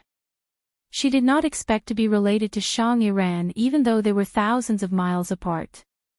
Ji Sikai looked at Qiao Jin, his eyes darkening. An outsider's child. He did some stupid things. Sorry for making a fool of himself. When he said this, Xing Jiabai and Shang Yiran's expressions changed. It was obvious that Ji Sikai was telling Qiao Jin that Shang Yiran was an outsider's child. Didn't that mean Ji Sikai's father or other uncles might have given birth to Shang Yiran? And it was really disgusting to use the word child to describe Shang Yiran. At least, Shang Yiran was furious when he heard this, but he did not dare to vent it on Ji Sikai. Xing Jiabai's eyes turned red. Although they were not welcomed in the Ji family, they did not expect Ji Sikai to be so rude. Ho Wan also did not expect to see Ji Sikai. She had met Ji Sikai a few times. In her impression, this man was cold and had a strange temper. He was not someone to be trifled with. She did not expect him to be Shang Yiran's brother. Didn't Shang Yiran's mother die early and he had been living with Xing Jiabai? How could Ji Sikai be their brother? Qiao Jin said, "This isn't a matter of whether or not I should laugh at you. Ji Sikai, I don't care if he's your brother or not. He sent people to kidnap Chi Chu. This matter won't end here." "I know." Unexpectedly, Ji Sikai nodded at her. "So, I'm here to deal with this matter and give your Mu clan an explanation." After he finished speaking, his lips curled into a somewhat sinister smile. In the next second, he waved his hand. Someone walked in from outside and handed a silver steel rod to Ji Sikai. When the others saw this, they all had a bad feeling. Just as Ho Wan was about to finish speaking, Zhao Yang pulled Ho Wan to the side. He had never met Ji Sikai before, but his intuition told him that this man was not to be trifled with, and he was cold and heartless. Judgments between people of the same sex were often the most accurate. Shang Yiran also saw it. His cheek was already swollen. When he saw Ji Sikai walking over with the steel rod, he instinctively shrank back. Brother, I was wrong. I'm really sorry. I won't dare to do it again." He was a little scared, and he was getting more and more annoyed. Ji Sikai laughed even harder. "What did you do wrong?" In the next second, he raised the steel rod and hit Shang Yiran's other uninjured leg. "You're tuning into the LoveLore Library YouTube channel. We're so grateful for your support, and don't forget to subscribe to join us on this incredible journey through captivating stories. Your generosity through donations truly makes a world of difference, as it's the primary source of revenue that allows me to expand and enhance this channel for you. Thank you from the bottom of my heart for being a part of this adventure.